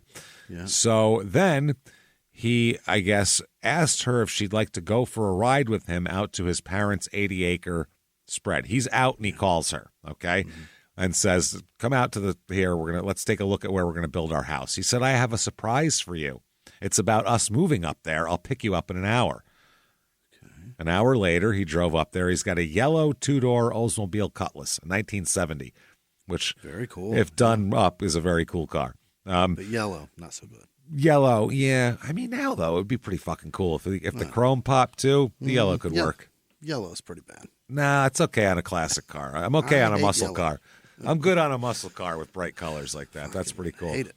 It's better than gray. Every fucking car is gray now. Yeah, I just like... If I see another white car or gray car, I can't deal with it anymore. I like black. Oh, all my cars are black. I'm a black car guy. Black. But yeah, none of your cars are black. No. I got all white. Everything's white. Oh, yeah, you have white. You have all white. Yeah. Shit, all sorry. white. I'm trying to But they all got black trim all over them. That'll do it. You do live in Arizona, too. Yeah. So he stops at a store before he picks her up, stops at a store, grabs a spiral notebook at a store. Yeah. Okay. That's not good. Along the way, she's like, hey, what's up with this? Give me a hint. And he won't tell her shit. He said, I don't want to spoil a surprise. So they're driving. They drive past the airport and all this type of shit. They go past his old job at the Marquip plant and everything. Yeah. Then they go to the Weber property, and, it's a flat property. Nothing to look at, just trees and shit. They also get to Rock Creek Road, and he turns left onto a dirt driveway. And this is the property. So he comes to a stop here. They get out, and he said, don't peek, you'll spoil it. Oh, boy. She was excited, and she had her eyes closed, and he said, I'll be right back. You stay here and keep your eyes closed. He was gone for about 15 minutes, and then he comes back to pick her up. 15 minutes? He dropped her off and said, stand here, and just don't look. Keep your eyes closed, yeah. So then he gets back 15 minutes later. She jumps in. They drive off. They go down the driveway for about a half mile, and they turn into the woods. He's driving a 70 Oldsmobile Cutlass through a trail in the woods, which is strange. Drives it for a while, all through the woods, and she figured, that we're going to the house where we're going to knock down some trees and build our dream house. This is where it is. Yeah. So she saw a tape in the tape player, and while they're driving, she pushed the tape in. She said that John had mentioned a tape to her off and on, and she thought that maybe that this had something to do with the surprise. Yeah. So she said, when am I going to find out this surprise? And she pushed the tape in. He immediately shuts the tape off and pops it back out again. Yeah. And tells her that you can't listen to it right now. Can't do it. So she was like, oh, okay. She thought this was like some big elaborate, surprise. Yeah.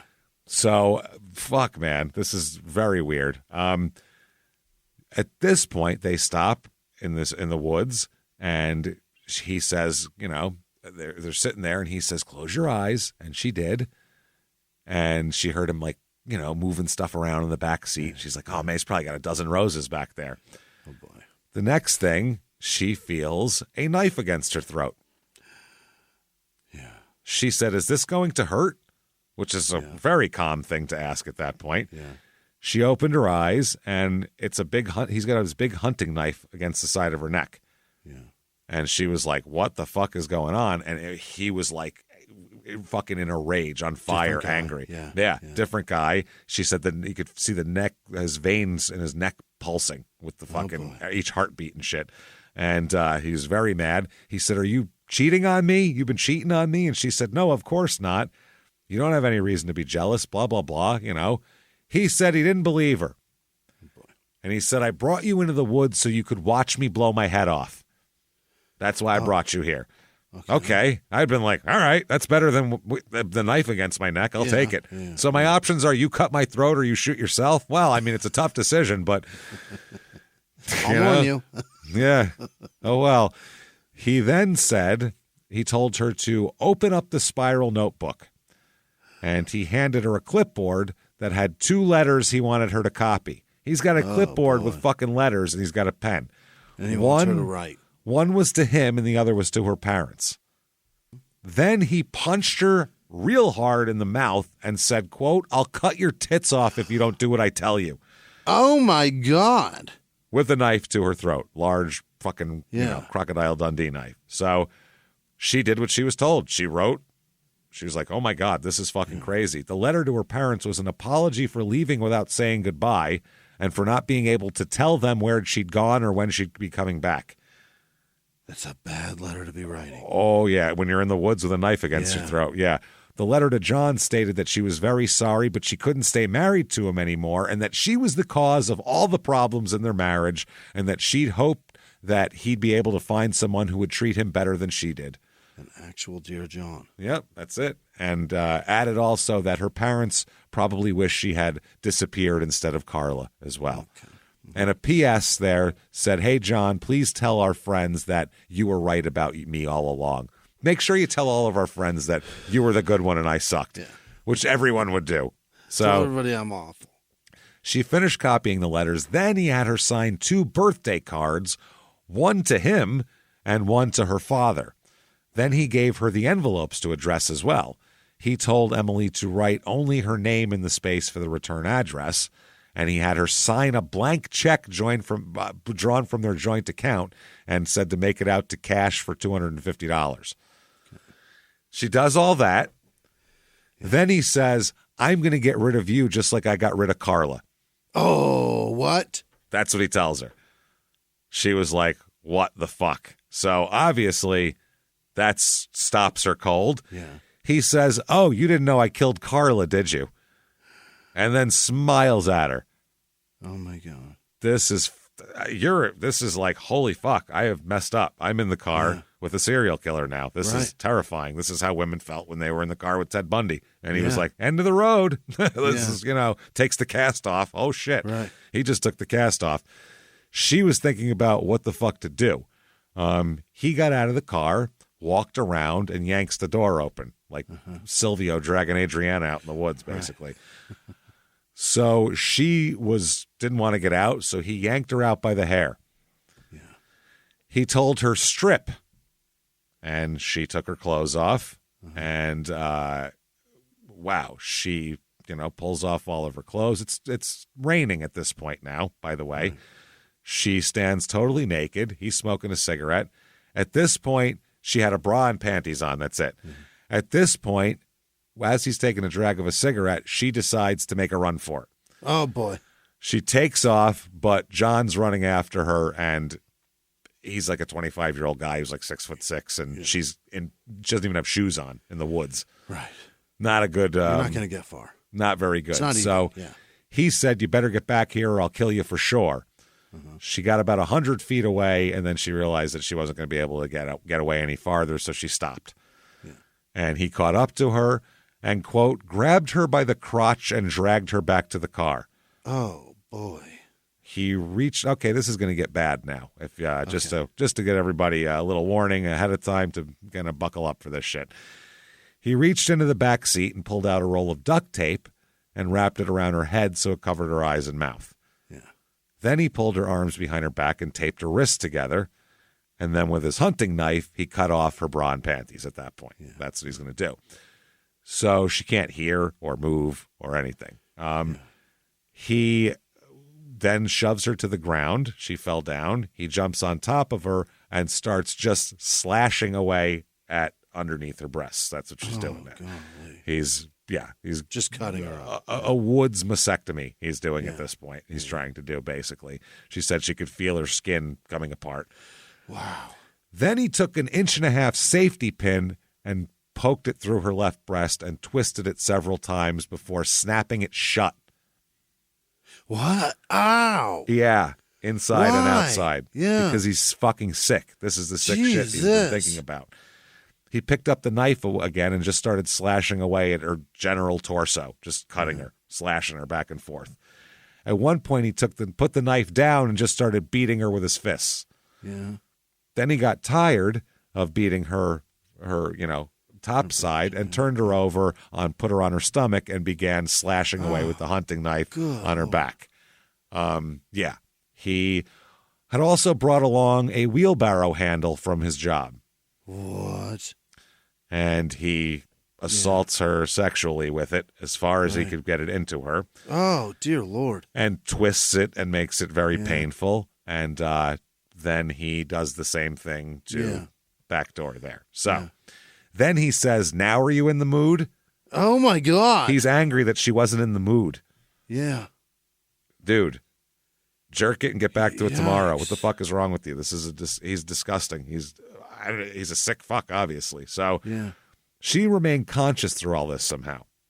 Yeah. Which is insane.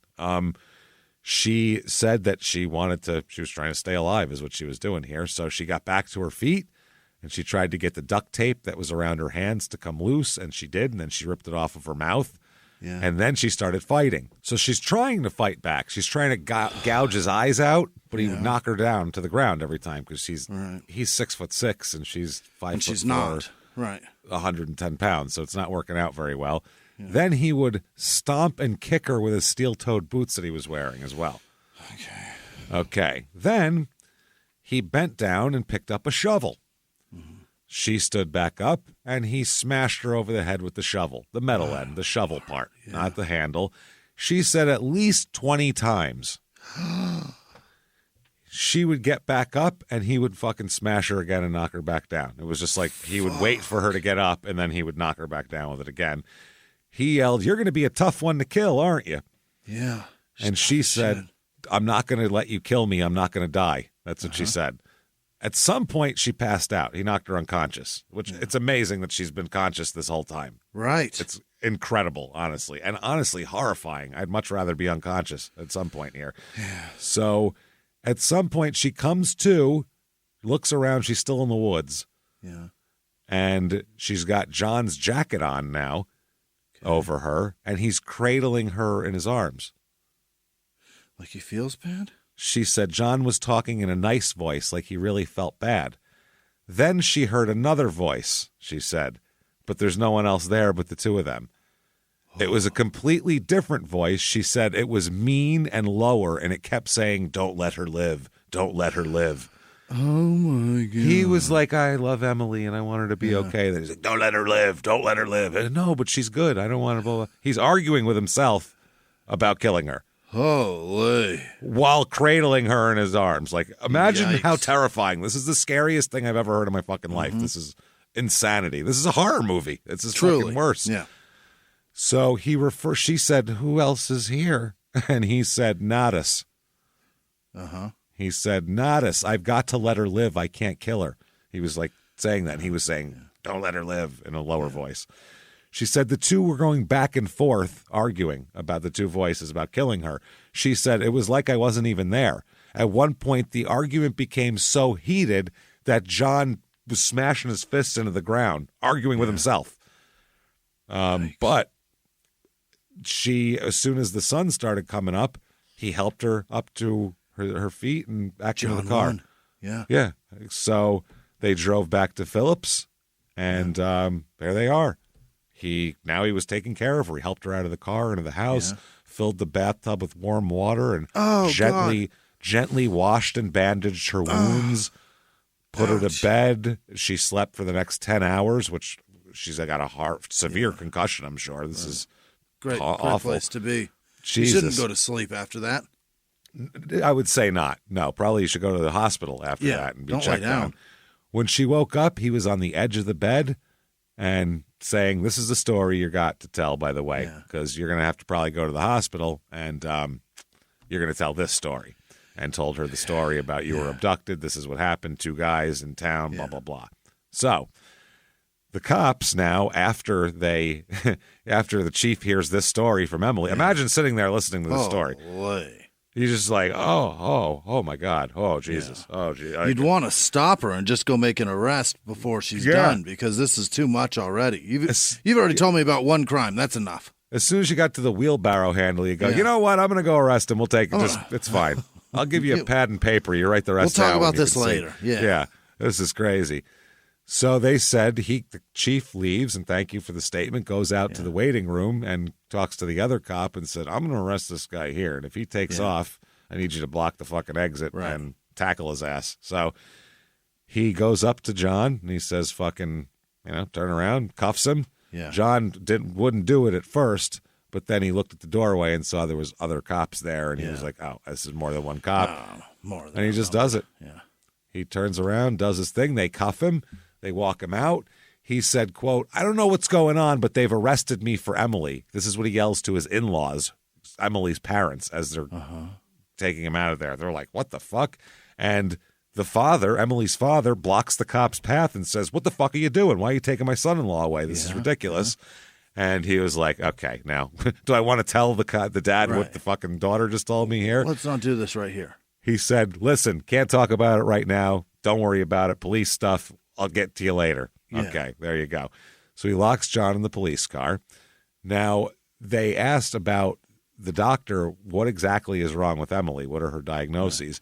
He said, quote, she had so many diagnoses, I'm not sure what we settled on for a principal diagnosis. That's what the doctor said. There's a lot. So much, I don't even know what is the A. Which one do you want?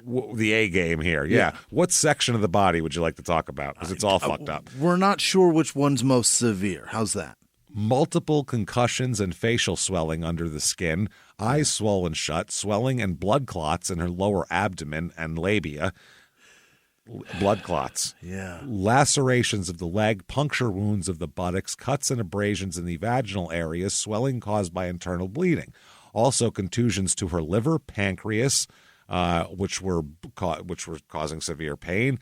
Abrasions to the mucous membrane lining of her vagina caused, he said, by forceful rubbing against with something that wasn't smooth. Right. They bring John to the police station. Yeah. They put him in a little cell. He immediately lays down, curls up, and falls asleep, which is the number one you're guilty fucking thing. They put him in there and then watched him and went, well, he's sleepy. He's guilty as fuck. Okay, moving on.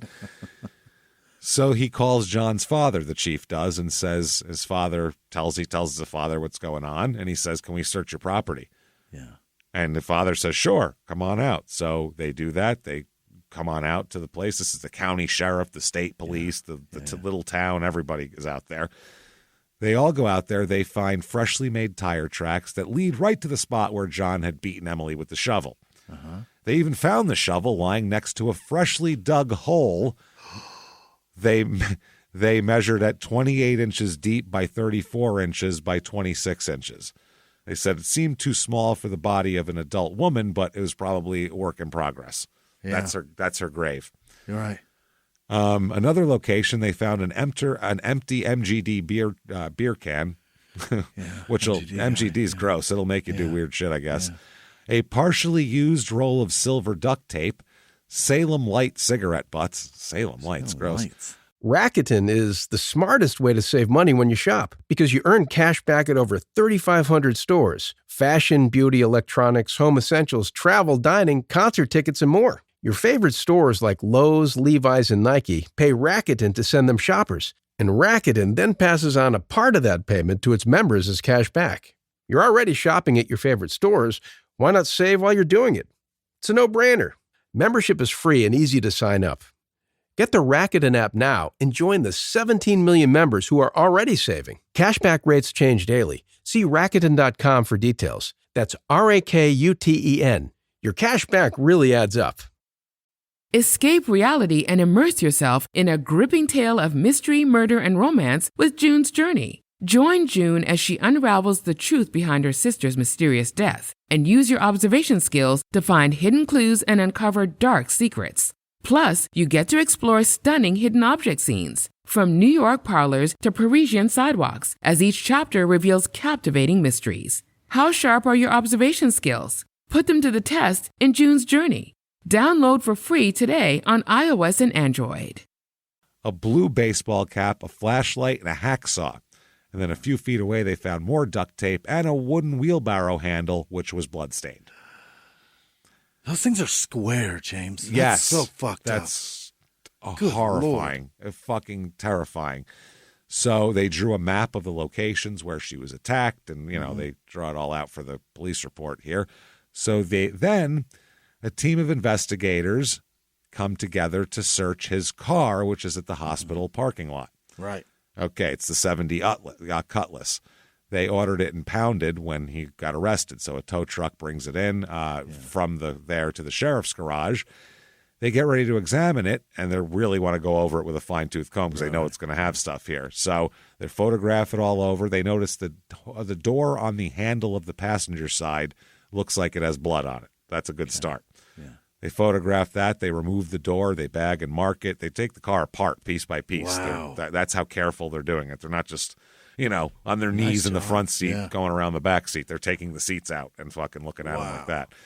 So in the glove compartment, they find a partially used roll of duct tape, similar to the one found at the grave site, and similar to the tape removed from the wastebasket of their house. Right. They also found a hunting knife. That's the knife they believed he used to slash her all up. Sure. They look under the Cutlass. They noticed that mud flaps were hanging over 3 of the 4 tires. Only the left front tire was missing the flap, and the flap was found on the Weber property that matched the 3 that were on the car back there. So it got knocked off. He lost one at home. Yeah. Yeah, that's why you don't drive a Cutlass in the woods.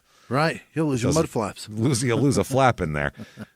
They also scraped bits of grass and soil from the undercarriage and everything. I mean, they really went over this like a really good crime scene. Then they popped the trunk. Oh, boy. And that is, I like to call this the trunk of darkness. This is some weird shit. Tons of beer cans, first of all, empty beer cans and that kind of thing. The clothes that Emily was wearing when he forced her to strip, including her sliced off and blood-stained bra and panties. They found the clipboard that held the originals of the messages that he had her copy as well as the birthday cards and the envelopes. They also found a couple of weird lists that he made, to-do lists and need-to-buy lists. Among the entries for PH1, which they later on found out from him meant phase 1, were, quote, bondage for legs, saw, duct tape, oil for ass. What? Oil for He's ass. Gonna oil it up. Yeah, like it's a fucking lawnmower. He's gonna, wow. Needles, pins, and checkbook. He had all in a list of things. Another page contained notations for phase 2. And it said, take shot in dick just before PH2, 3cc. So take his sexual dick shot. Yeah. Quote, burial spot, compost heap, question mark. What? Maybe I'll put someone there. Make sure compost heap is same as before execution. Yeah. Okay. Then they find, this isn't the weirdest shit they find in there. No. They find a black bag in there also. Inside, they found the blue spiral notebook, which she copied messages on that were written out. Also were a bag of stick pins, 3 Dutchmaster cigars, and 2 more wheelbarrow handles, one of which looked like a notch was carved into its handle. Oh. Like it's been used. Yes. They also found a green duffel bag that contained torn bras of various sizes. That's not good. Soiled men's and women's underwear, a vibrator, and a rabbit stuffed animal with a hole cut out of its crotch. He is fucking the rabbit? He's fucking a stuffed rabbit. What the fuck? All sorts. I mean, imagine he's got all this stuff around him and he's writing phase 1 and injecting things into his dick and then fucking a stuffed rabbit. This is just a weird guy, right? And he's got a dildo. And he's got a dildo, too. Yeah. They also found more than 100 porn mags in his trunk as well. Tons of magazines. Everything from Playboy and Penthouse to like hardcore, weird fucking European bondage shit and shit that's not even legal here and stuff. Right. A lot of the magazines were dog-eared and marked and stuff. It's like, this is a good one. And, he really went through them. He's got those neon pointers. Oh, yeah. Then they find his tapes. Okay. First, he's got some normal tapes. Yeah. For a guy, I guess, in 86. These are the tapes. These are on the tapes that warrant returns. So, you can give this back to whoever. A tape of The Best of Bread, the band. Oh, really? Big Bread fan. CCR Gold, so Creedence Clearwater Revival Gold. So he likes best ofs. Yeah. Road Songs. I don't know what that is. Dockin'. He's got Dockin'. He's got a Dockin' tape. Yeah, Dockin'. He's into Dockin'. Also, heavy metal music from the motion picture. That's a great movie. Yeah, but so that's heavy metal soundtrack in there. Yeah, this like is like 88. Yeah, that's a cartoon porn. America History, American Greatest Hits. I think that's the band America, like Horse with No Name, that band. And then to round out his tape collection, the Bee Gees also, which I wouldn't have. There's not a lot of people who have Dokken and the Bee Gees in the same car in 1988. So that's interesting. There. Teasing them with Staying Alive. No shit. And then, oh, wait, that's all the tapes that were laying around. There's one tape in the tape deck. Tape deck. Remember the one that Emily tried to push in? It's still there. It's just black, though. There's nothing on it. Yeah? Nothing on it. So, no words or letters or no, they label. can't identify it. So they have to figure out what it is so they can inventory it. So is it toss something it in. that's returned? Yeah. So they said they thought maybe it's just music. So they turned the ignition to the, where you can play the radio. Accessories, sure. Don't turn the engine over. They turn it on and push the tape in. Said 10 seconds, nothing happens. So they were about to pop it out. Maybe it's a blank of some kind. But then John's voice comes on. John's voice. Yes. He speaks in this very weird voice for about 50 minutes on this tape. 50 minutes. 50 minutes, and I'm going to give you some of the highlights here. He was talking to Emily, by the way, on this tape. She's not there, but this is an address to Emily. Yeah, it's a monologue for her. Monologue for her to listen to. He says, if you do exactly as I tell you, when I tell you, and what I tell you, you will be all right. I need to explain something to you, and I want you to listen closely and understand. I have a lot to tell you, so sit back and relax. He said that as we were having problems in our marriage, he would seek advice from Carla. Mm-hmm. He said, quote, the first time I talked to her, I knew right away that she had a crush on me, and I know how she felt. So I would go out and I would talk to her, and we would go for rides. Then she said that, or they said on the tape, his voice kind of not like he doesn't go to his other personality, but he starts sounding different. Then he said, I know what happened to Carla. I know real well. And they said he drew out that it was like real well. He said, like drew it out. He said, the same thing is not going to happen to you. You are going to live. However, you may be a little sore, and you will definitely remember me. So I will explain what happened. Now he's going to spill it. He said that he called Carla at 11 p.m. on November 12th, 1986. He invited her to go for a quick ride to talk about his marriage problems. Yeah. She said yes. So he said he grabbed a kit that he'd prepared a few weeks earlier. Oh, boy. He's got a kill kit. This is fucking insane. Yeah. Drove his Pontiac Sunbird out there. She was already walking down the road to meet him. She climbed into the car, and he drove out to his parents' property there. Again, State Road 13. When they got there, he told Carla that he was thinking of leaving for Colorado. And he asked if she would go with him. She's 17. Right. Literally illegal to take her. Right. She said no. This is his quote. Quote, she said no, and that she wanted nothing more than to see me and you back together again. So I told her I had a surprise for her and that she would need to close her eyes and turn away. Oh, boy. She smiled and did as he asked because she trusted him. Oh, God. When she closed her eyes, he said he reached into his kit and pulled out his .25 caliber pistol. He said she was still smiling when he grabbed her hair and shoved the gun into her mouth. Oh, my God. Okay, this is going to be another rough part here for a little bit. Quote, she didn't know what to think. I told her she should do exactly as I say or she would die, and I told her she was going to watch me blow my head off. That's his thing that he likes to tell people. Yeah. And she kept screaming, why? I told her to shut up, and when she wouldn't, I slammed a sock into her mouth. So he said that she was feisty and she fought back and she spit the sock out and then tried to grab the gun. She tried to wrestle it away from him, but he's a lot bigger. So he pinned her to his lap and told her that he didn't want to live anymore. She said, what do you want from me? Why the fuck do you need me here? Yeah. Blow your head off then. He said, before I blow my head off, I want to see you strip. That's what he told her. She said no, so he put the gun to his head and pulled the trigger. She screamed, no, John, don't. But he had the safety on. He was just doing it to act like he was doing it. She said, well, maybe I'll kill you first, then me. That's what he said then. Oh, boy. She said, okay, fine, I'll strip if that'll make you not kill me, basically. Right. He said she started with her jacket. She had that purple jacket on, and she took that and her shirt off, and then her shoes, and then her pants. And then she asked how far. All the way is what he told her. So he watched her strip the rest off. He said, quote, She had her arms across her tits, and I couldn't see them very well, but I could see her muff, and it looked like it was black, but it actually was brown, and she had trimmed it up. Oh, my God. He uses the word muff in a non-sarcastic way, not trying to refer to a guy who uses the word muff. You know what I mean? Yeah. It's the only time a normal guy should use that word is in referring to a guy. Like, he's the type of guy who says, hey, look at her muff. Like, ugh.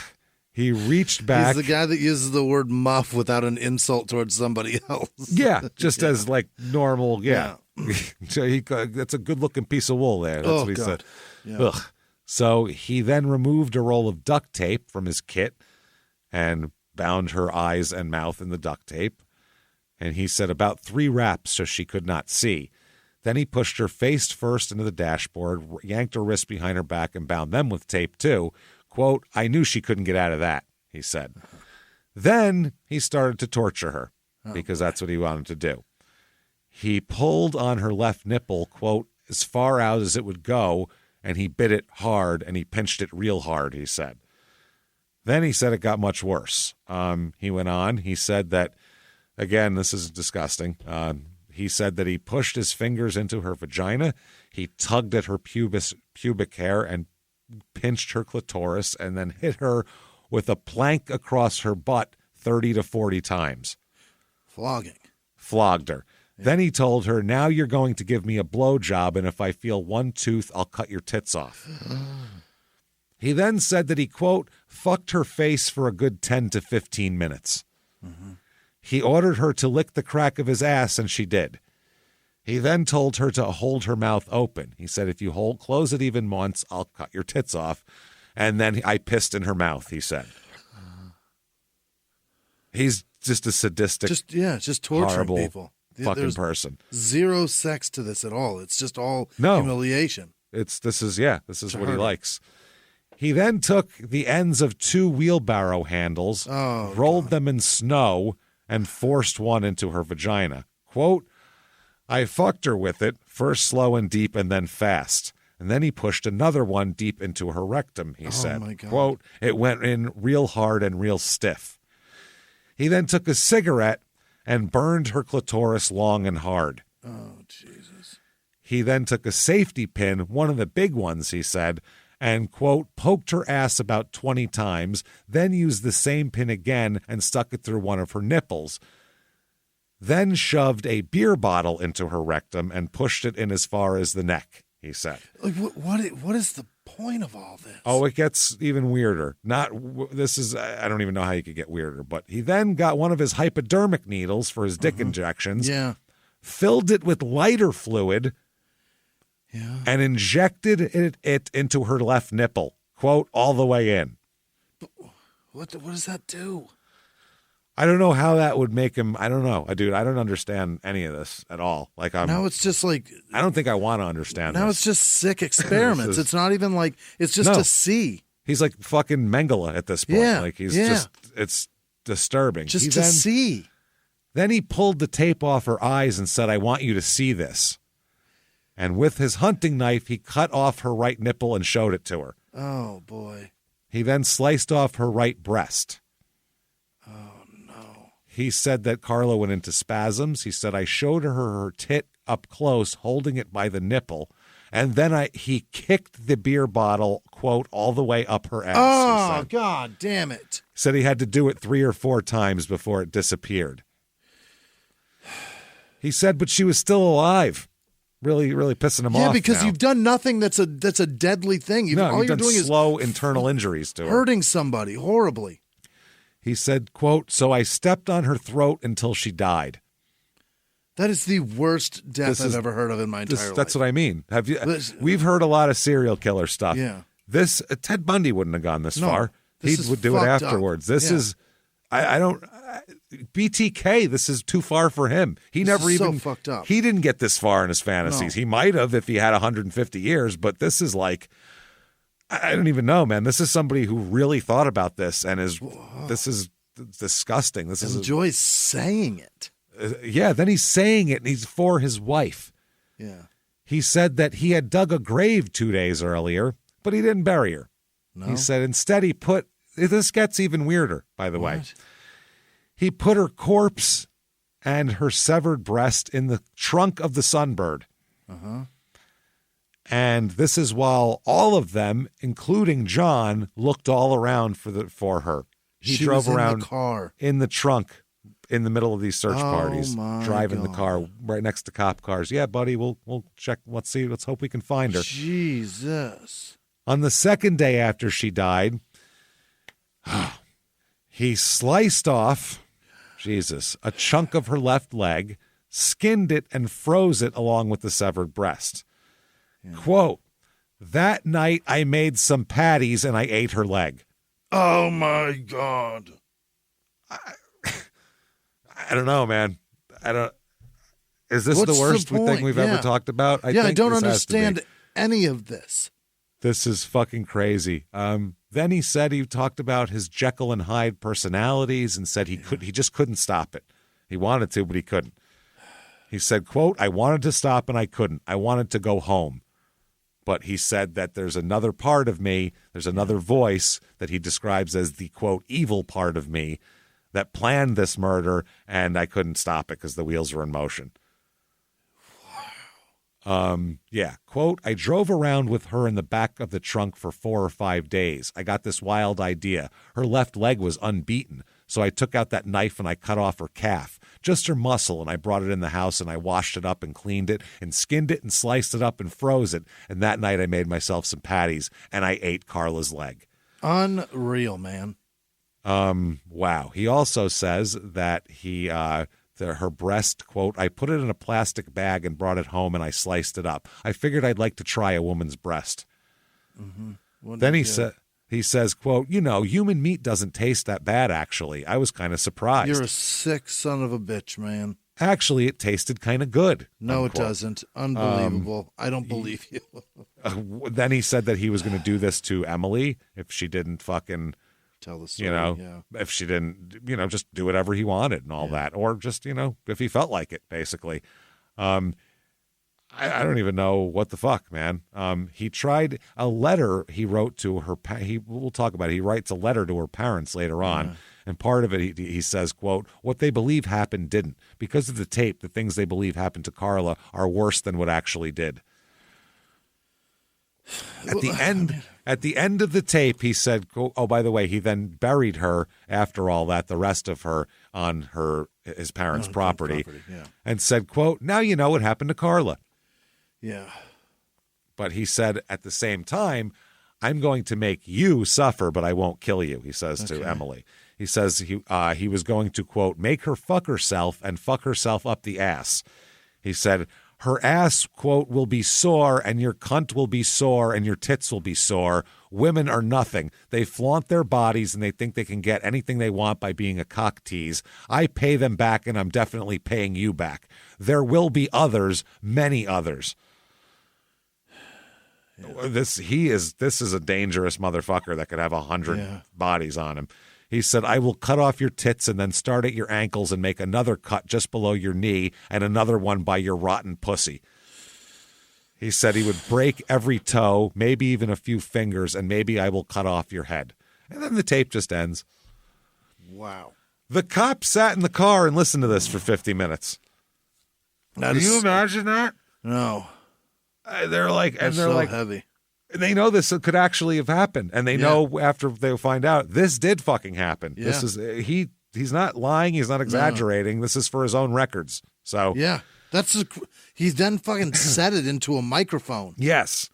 So everybody, every profiler, psychologist, everybody out there with kind of a skin in this game says he is David Parker Ray to a T. Like so bad. Yeah. He's the toy box killer. Like that's they're the same fucking guy. You could exchange their brains and they'd walk around and be themselves. It's just he'd go, "Oh, cool, I have a dungeon to do this in now. Awesome." And he would just do it there.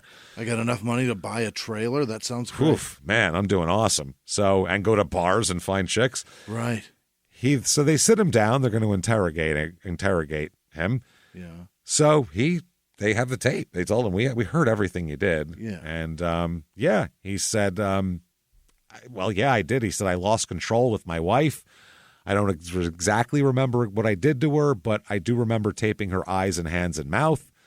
And they said, do you recall sexually assaulting your wife with a wheelbarrow handle? And he broke down in tears and nodded his head that he did. And he said he remembered that it was dark and raining hard and that they spent the night in the woods because it was so dark they couldn't find their way back to the car. So he gave her his jacket and cradled her to keep her warm. Said he remembered he had a knife and a shovel and that he hit Emily with the shovel to kill her, quote, because of the way she treated me. And then he remembered asking while he was beating her, who's better, Danny or me?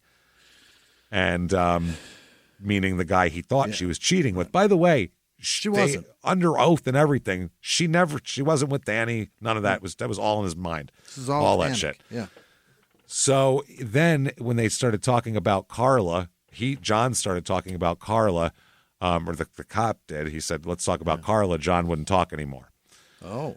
Then the chief told him, I heard the tape. I know what happened to Carla. Yeah. And John said, no, none of that was true. I only said all that to frighten Emily. I didn't kill Carla, he said. Okay. Then they said, what about, a girl named Shelly Hansen? Oh. The date November 12th ring a bell to you?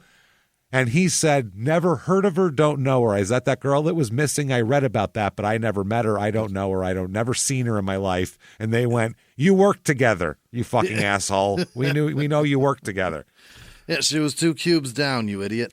Oh, with a little investigation, he had been seen with her in several bars in town in the weeks leading up to her disappearance. He was hanging out with her. Oh, wow. He fucking killed that girl. For sure. He absolutely killed her, and that's probably his kid. He probably knocked her up and then killed her. Oh, wow. You think so? I would think so, yeah. Or she was knocked up by somebody else, and he was jealous and upset by it. Who knows? Yeah, that's also a possibility.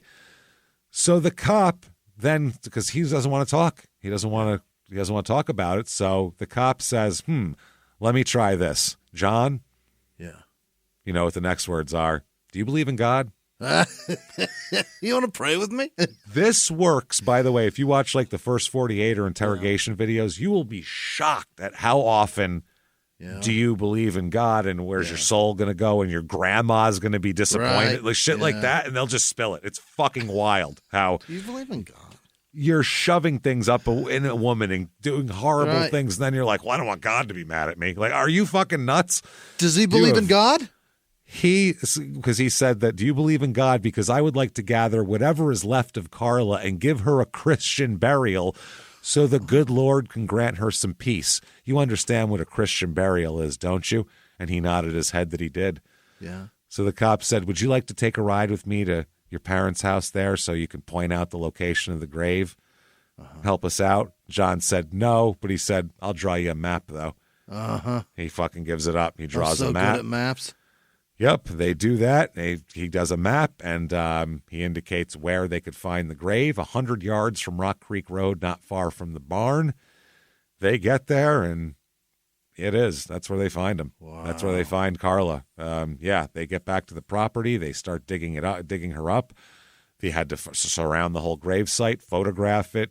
They got hand tools. They have to sift through. There's evidence here, forensic evidence, and it's a person's remains. You don't want to just hack through them. It's got to be respectful here. So as they go through it, they uncover a purple jacket, a bra and panties, and a hypodermic needle. Yeah. 1, 2, 3. They uncover the skeletal remains of her beneath about 1.5 feet of soil. A tuft of matted hair was still attached to her skull. They said part of her left leg and foot were missing because he ate them. Did it.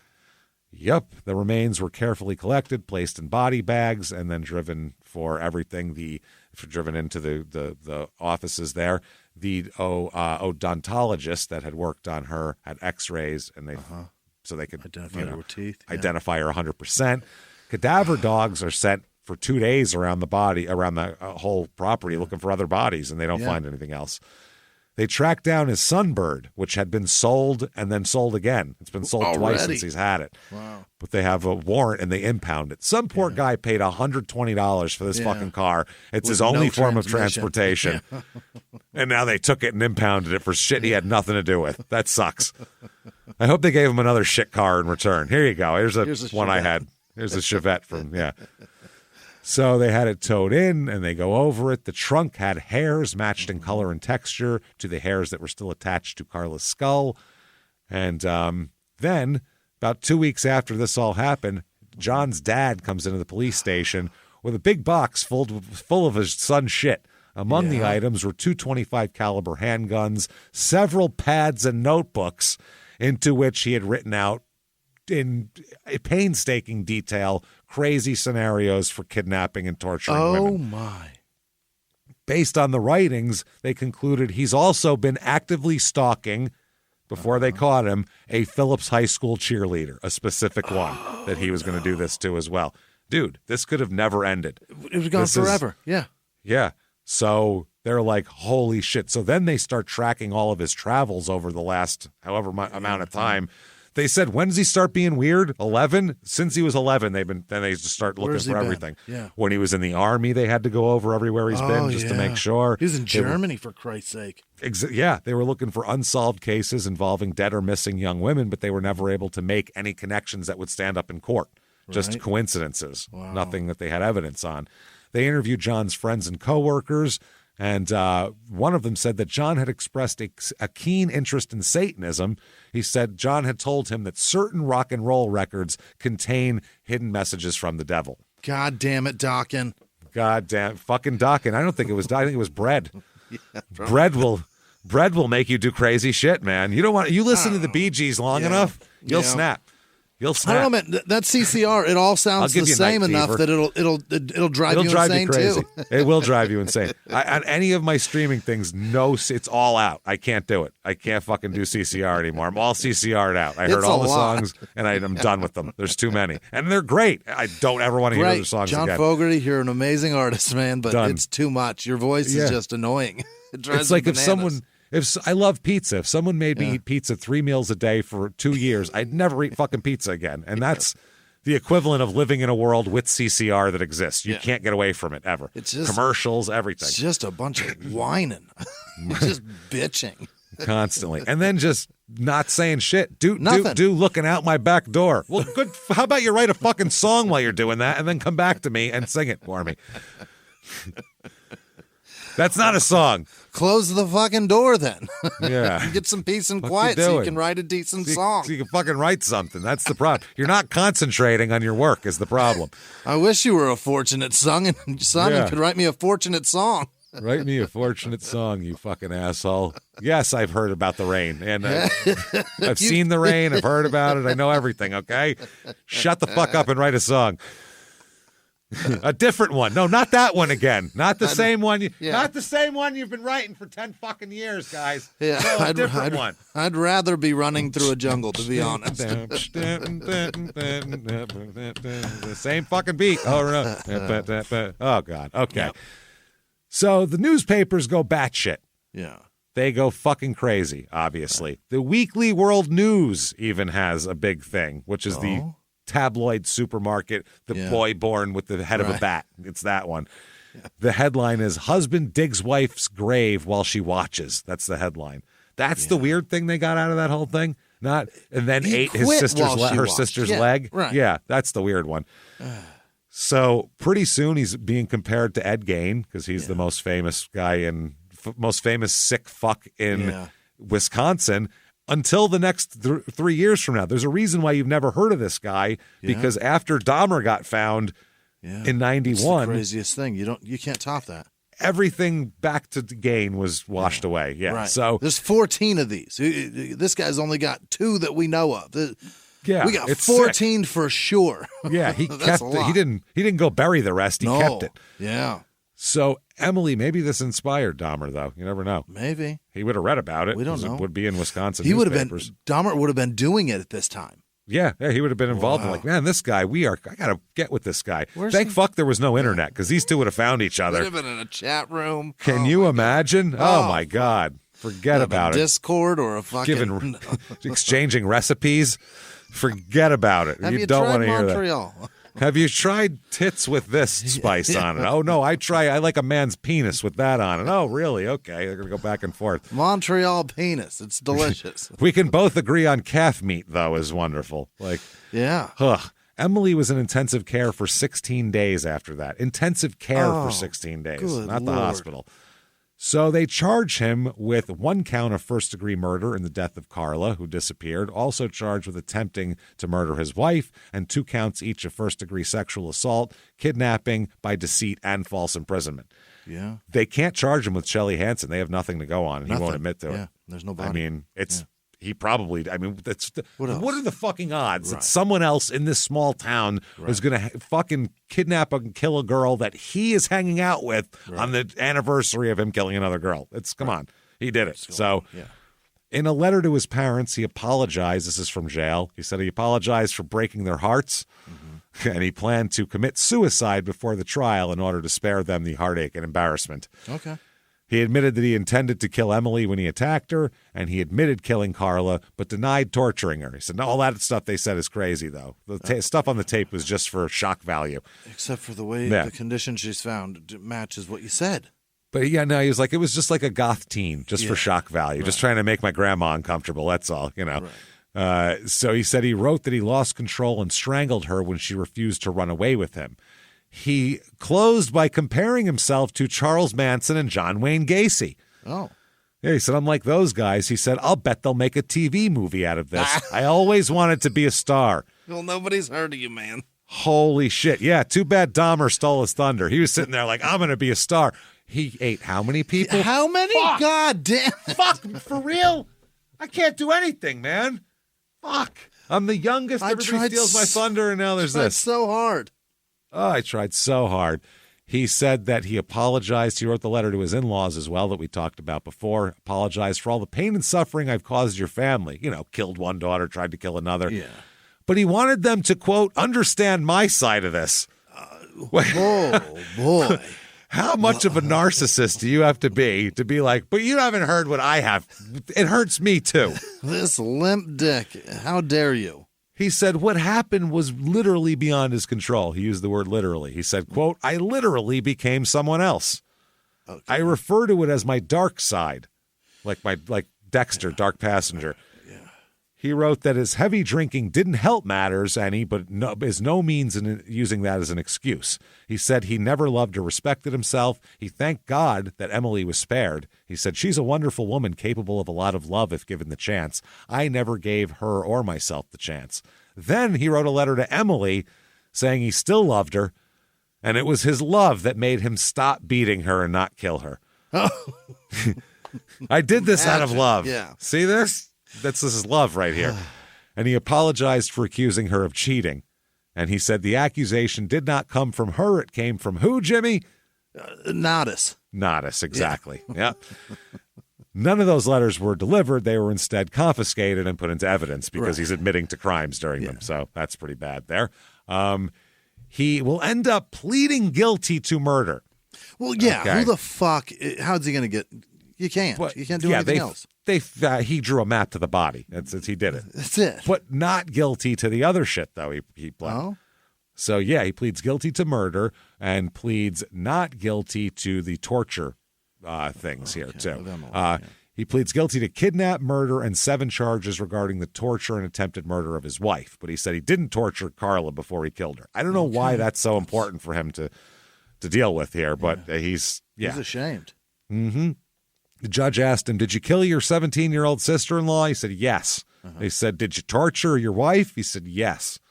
Oh. So the judge read 9 of 18 charges in connection with the murder of Carla and the attempted murder of Emily. And, he said he sat there and they asked him if he burned her with a lighted cigar. Did you stick a safety pin in her breast? Did you beat her in the head with a shovel? Did you rape her with a wheelbarrow handle? And all that kind of shit. He also is pleading insanity as well. So there's a 2-phase trial, guilt or innocence, and then your mental state and your sentencing. So he's going to plead and then try to plead insanity during the sentencing part. So they'll send him to a institution. Yeah. Right. He maintained the not guilty pleas to 4 counts of sexual assault, 3 counts of rape, false imprisonment, and sexual disfigurement regarding Carla's death. So this is fucking crazy. The pretrial here, the jury stuff is pretty interesting actually too, because it's a 2-phase thing, and they have to, because there's so much, stuff going on and media attention, they have to sequester the jury, and they say it's going to take weeks. Yeah. So it's 9 women and 5 men, and they'll remain sequestered. They expect it to be a 2 to 3 week trial. They say in the paper, quote, those chosen appear to be older than 30, with professions ranging from a nurse to a computer specialist and a man who operates a foster home. Okay. The ones they excused included a woman who said she thought pornographic magazines influence people to commit sexual crimes. Yeah, we don't want her. We don't want her around just because she's no fun. Never mind legalistically. Who wants to hang out with that broad for 2.5 weeks? Jesus Christ. Can't even whack it.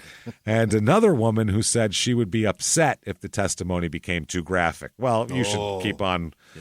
Yeah, walk on by, sister. Yeah, that's it. One man was also excused because he had a planned trip to Jamaica, and he said that he wouldn't be able to. It's non-refundable, he said. I can't reschedule it. Yeah, I'm going to be out like $2,000. And the judge said, quote, have a rum punch on me, and excused him. Enjoy your jerk chicken. Yeah, enjoy. So they said they're going to introduce testimony about a shotgun shell and hypodermic needle found near the grave site. And they said the shell and the needle were in John Weber's car trunk, the same place the tape recording states that he kept her for 5 days, Carla. Right. It establishes a link with the tape that he carted around the remains before depositing them in the gravesite.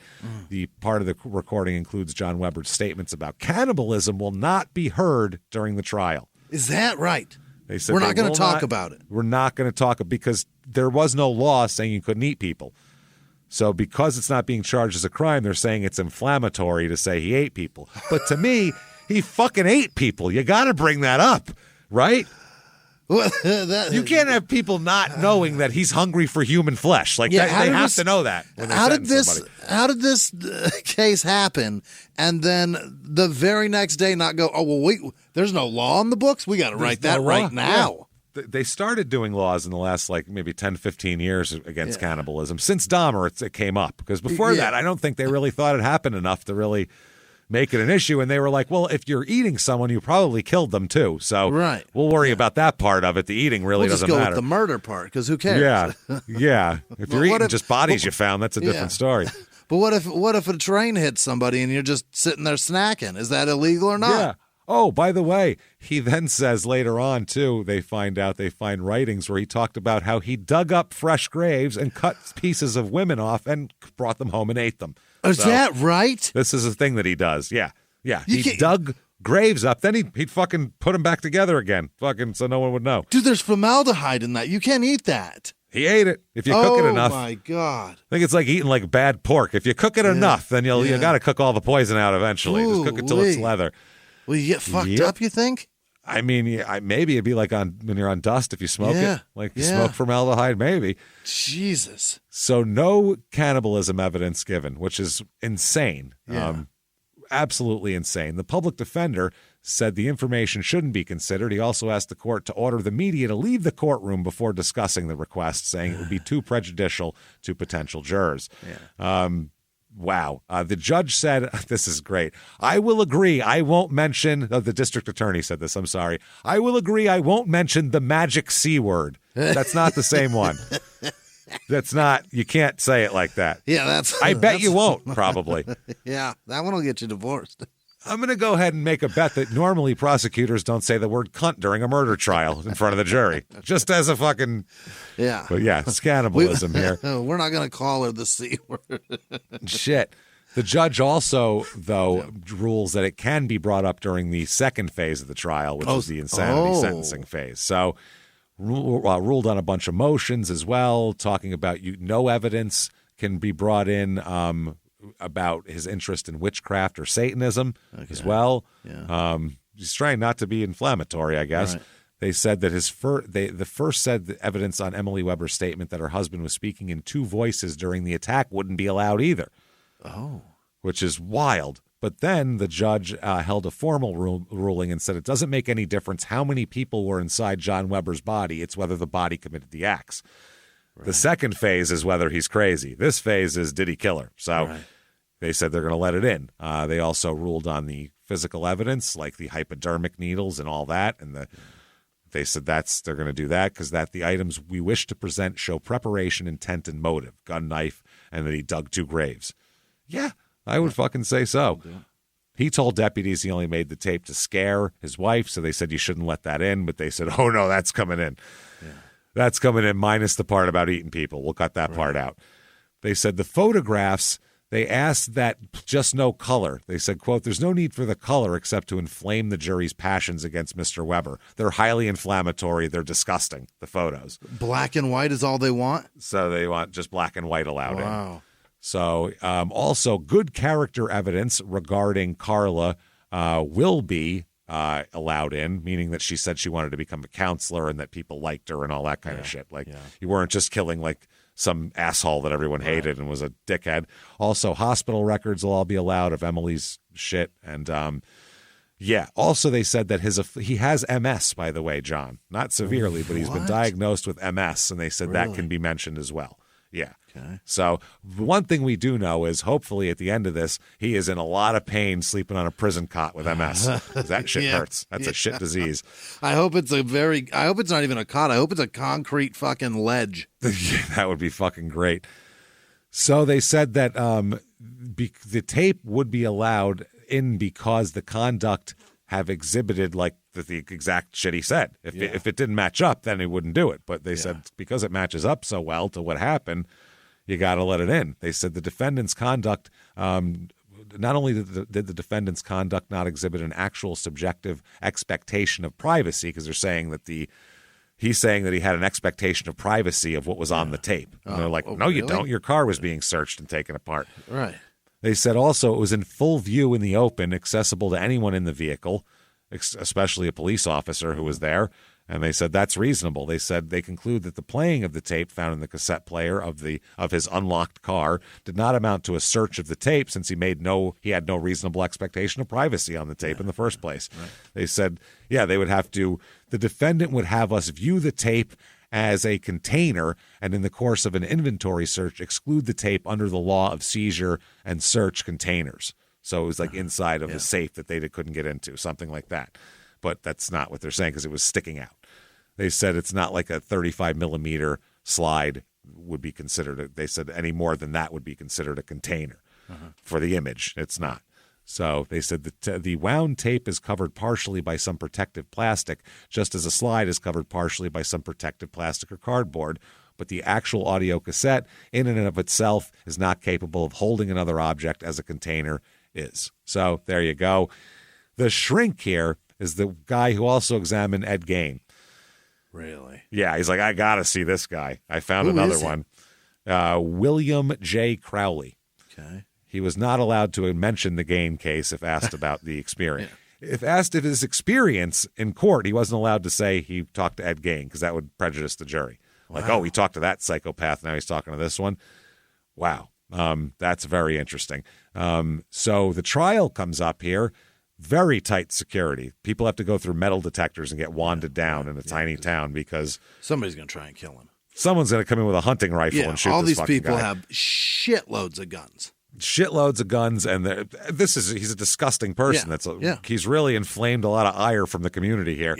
Yeah, they're armed to the teeth, and he's certainly a problem that needs to be dealt with. And they have guns that they're worried about getting attacked by bears when they go outside, like in the woods up here. This is bear country. These are strong ones. So this is bad. Emily's the star witness, obviously. Right. Yeah. First, they had to go through all the thing. What kind of cigarettes does he smoke? Salem Lights. What kind of beer does he drink? MGD. They go through the whole deal. Oh, boy. Also, what kind of guns does he own? A .410 gauge shotgun, 22 caliber rifle, 25 caliber pistol. And they said he was an avid hunter as well, which he was. Then they said the night that Carla disappeared, would your husband have known that Carla and Joe were home alone that night? She said yes. They said, would it have been unusual for your sister Carla to have left home at that time of the night after everybody else had gone to work? And said yes. And they go through all that. She would never have left the house. It would have to been for a very short time. So Emily describes her entire ordeal. She said, quote, he said, if I didn't write it, he would cut my boobs off about the messaging. Yeah. She talks about being kicked and punched as hard as he could punch her, striking her with a shovel, using a lit cigar to burn her all over her body, putting safety pins. We went over it all. Mm-hmm. She said, I was on my knees. He started kicking me in the head, and he was hitting me with a shovel. He said I was going to be a tough one to kill. Now, the cross-examination, what do you say? This is all proven. He admitted this. The defense attorney said, did you smell alcohol on his breath that night? Do you know if he'd been drinking?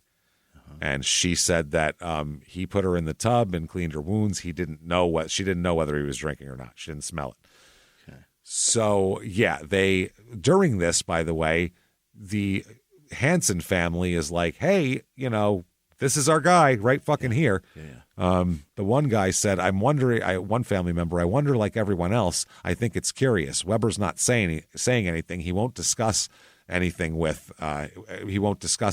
his lawyer or do anything like that. They said, there's a lot of weird people in this world. I just hope Shelley. And then he says, every day I pray to St. Anthony that they will find my Shelley. I light candles at the church, and when people ask me what they can do, I tell them to remember Shelley in their prayers. Oh, that's fucked up. St. Anthony's the one when you lose things, right? Lost things, yeah. That's a big Italian thing. Yeah, damn it. So I think Hansen's short for something. I think they shortened it when they got here or some shit. Hanseneroni. Yeah. So the November 12th, they talk about the defense closing says, November 12th, 1986, John Weber kidnapped and murdered his sister-in-law. Okay. Yep. That's the defense, probably, by the way. Right.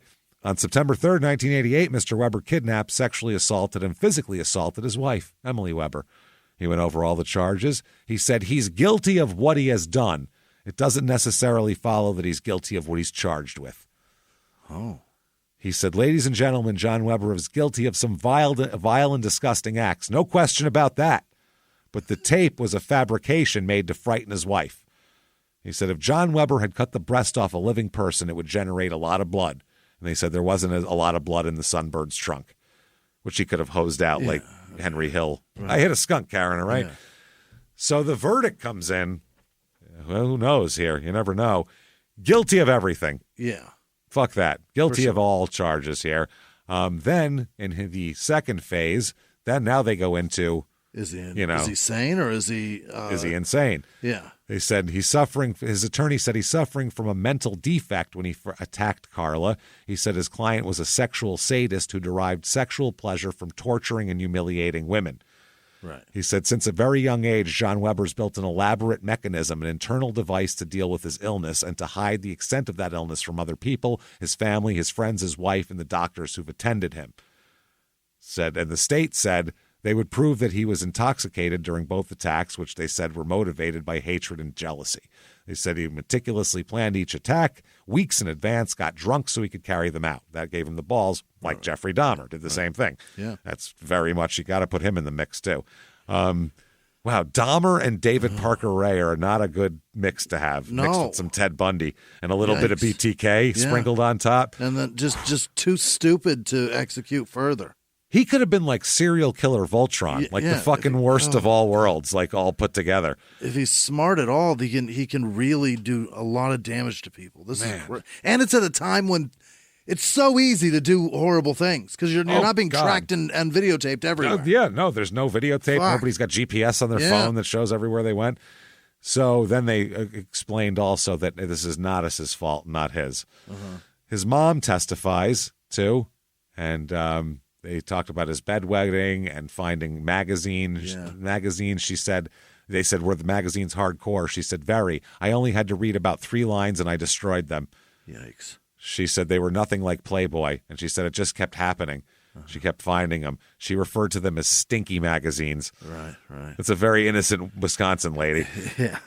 She also testified to discovering detailed plans written in John's handwriting for sexually abusive acts against his own sister, one of his female teachers, and a female schoolmate. Oh, my God. And they also found out that she was disapproving of his marriage to Emily.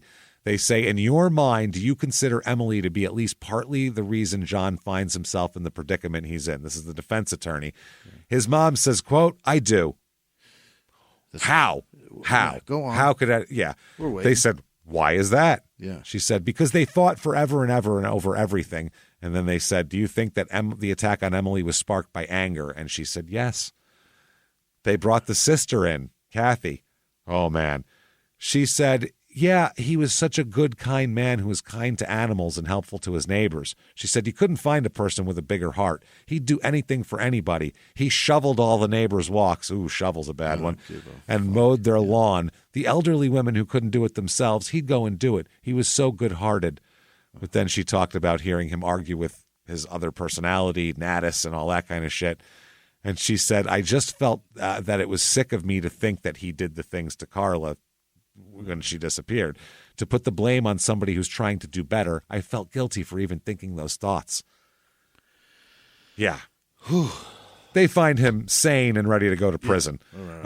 He's an asshole, but sane. Yeah. Sentencing comes around, and they say, anything to say for yourself, Johnny boy? Right. He says, regardless of the facts and the verdict of the jury, for a number of years, there's been something seriously wrong with me. Whether I had control or not is up to each individual to decide. It does no good to say I'm sorry. I can't take back the hurt I've caused to the Lenz family and my own family. Wherever you send me, I ask that treatment be available. I have to find out why. This is a terrible waste of a man who had everything he needed for a happy life. To just throw it away, it just doesn't make any sense. Yeah. The judge said, what's there? Yeah. Well, I got to find out why this is happening. Is there any help down there? Yeah, what the fuck's up with me? The judge said, quote, I know one thing. There are a lot of extremely thankful ex-girlfriends out there who are thankful to be ex-girlfriends that are still alive. Yeah. This judge has a sense of humor. Have a rum punch on me. Do this. Get some jokes, yeah. He said, this court must ensure that no other unsuspecting female is ever exposed to your depravity. There's no way that I could face the family of such a girl. The Bible says that 70 years is a lifetime. By that measure, the maximum penalty you face is equal to 5 lifetimes. For many, that would still be too good for you. There's nothing this court could do that would be sufficient punishment in the eyes of the public. The problem is that we live in a civilized society and we treat criminals in a civilized manner. We don't have adequate punishment for such uncivilized conduct. We don't even expect this crazy shit to happen. We don't know how to do this. He said the best punishment would be to turn you over to Carla's brothers for 24 hours, but that would be an uncivilized solution. He said, you must never be free. You must never be in a position where this can happen again. He said that Carla Lenz's last words on this planet were, God damn you, John. He said, many people wish the court had that authority. The punishment will have to come from a court much higher than this one. Yeah. You, sir, may fuck off. Life plus 164 years and 9 months in prison. And 9 months. And 9 months. Life and plus 164.9. That's a fuck off, mister. Yeah, not interested in you. Quickly, by the way, he appeals this, and it's overturned based on the fact that they rule that the tape, listening to the tape, which led to everything else, was a bad search. What? They said that the playing of the tape was without probable cause, because the plain view doctrine could not be used to justify the search of a tape's contents. In addition, because the tape was completely unrelated to the object sought in the crime against Emily, he didn't beat her with a tape, and because the police had no basis for believing the tape disclosed evidence of any other crime, playing the tape would not be justified. But the next year, this was 1990, they overturned his murder conviction and 10 additional convictions in this. But he tries to get the rest tossed as well, but then the prosecution appeals that decision, and they go, nope, tape's good, everything's back in, fuck off, life plus 164.9, eat dicks. Emily divorces him shortly after his conviction. That kind of goes without saying. In prison, he was remanded to the custody of the Wisconsin State Department of Corrections, had a brief stay at the Dodge Reception Center. Then he was transferred to Columbia Correctional Institution, where he's joined about a year and a half later by Jeffrey Dahmer. Wow. Same fucking buildings house these two monsters here. Dahmer, of course, was murdered by an inmate in 1994, but in 2001, John was transferred to the Green Bay Correctional Facility, and he remains there. Can you get a hold of him? Yeah, remains there to this day. So there he is. Wow. That is fucked up, to say the least. What a monster. That's a monster. That's Phillips, Wisconsin, everybody. That's just crazy Wisconsin. shit. Wow, disturbing. Sorry for that, but you had to hear the disturbing stuff because that's the story. I mean, we got to tell the story the way it is. We can't cut stuff out and go, well, we thought that was too mean. Like, it's a murder. It's all terrible. It is mean. Yeah. Definitely. If you liked the way, we won't say if you liked that story. If you liked the way we told that story and thought it was quality, please give us a review on whatever app you're on there. It doesn't matter. Just say something nice, 5 stars, and say something very nice. Tell us you're following instructions. Sure. That's fine. We don't care. Tell us you would never do any of the stuff that guy did, that John Weber did. I'm a better person than John Weber. Do that. Yeah, much better. Follow us on social media. We're at Small Town Murder on Instagram and at Small Town Pod on Facebook and at Murder Small on Twitter. So follow us all up there. Hang out with us. Head over to shutupandgivememurder.com, not only for all the merch you could possibly want, everything from coffee cups to skateboards, but also tickets for live shows the rest of the year. Our first 2 were amazing. We had so much fun. Sacramento, San Francisco. You kicked it off right. Thank you for doing that. Next up is Durham and Nashville at the end of May. Durham, still some tickets left available there. Nashville has not been a seat available there for months. So unbelievable. Thank you for selling that out. It's a nice big theater. It's sweet. Durham, too, that's a nice theater. Get on in there and get your tickets. It's beautiful. It's almost sold out, but get your tickets. Get in there. Sell it out and finish it up there. So get those. Also, 420, April the 20th, the annual 420 virtual live show. We're so excited. Can't get to a live show, or you need more live shows. Easy. Anywhere you are on this planet Earth that you can get Wi-Fi, you can get this show. It is available for another 2 weeks after it airs, too, where you can watch it 100 times. You can buy it during then. You can do whatever you want with it for 2 weeks. It's all yours. So we're real excited for that. It's a Saturday night. Come party with us. Shutupandgivememurder.com. Patreon.com/CrimeInSports is where you get all of your bonus material. We got a ton. $5 a month or above. A mere cup of coffee. Yeah. You can get way more shit than that. You can get hundreds of back episodes that you've never heard before of bonus stuff, and new episodes every other week. 1 crime in sports, 1 small town murder. How much of that do they get? Every goddamn drop. Yeah. This week for Crime and Sports, which you get, you're going to talk about the trials and tribulations of Hulk Hogan. There are a lot. His kid kills people. He makes sex tapes. He sues Gawker. He yells the N-word. He's a Christian. It's all weird. We'll talk all about it. Yeah. Then let's talk about, for Small Town Murder, back by popular demand, it's time to do it again. We're going to talk about the weirdest small town festivals we can find and what goes on there and what kind of pageants and races and fucking things they do with tractors. We'll hear all about it. We cannot wait. Patreon.com/CrimeInSports. And you get a shout out at the end of the show because fuck, we appreciate you and we have to give you a shout out. So that said, damn it, Jimmie, hit me with the names of the most wonderful, wonderful people on the face of this earth. Just tell me who they are. Right. I need to know. They'd never inject me with a hypodermic needle full of lighter fluid. Hit me with them now. This week's executive producers are Greg Dreher, I believe. Gregory Dreher, I think. Dreher. Hey. I don't know. There's Maher that's a kicker, so it might be Dreher or maybe. Dreher. God damn it, thank you. Dreher, I don't even know her. Kyle Norweg and his Crown Royal bag. Good for you, Kyle. Lisa Pittman, Raptor 1, happy birthday. From Raptor 2 over. That is Andrea Stanchion. I don't know who Raptor 2 is or 1. I don't know.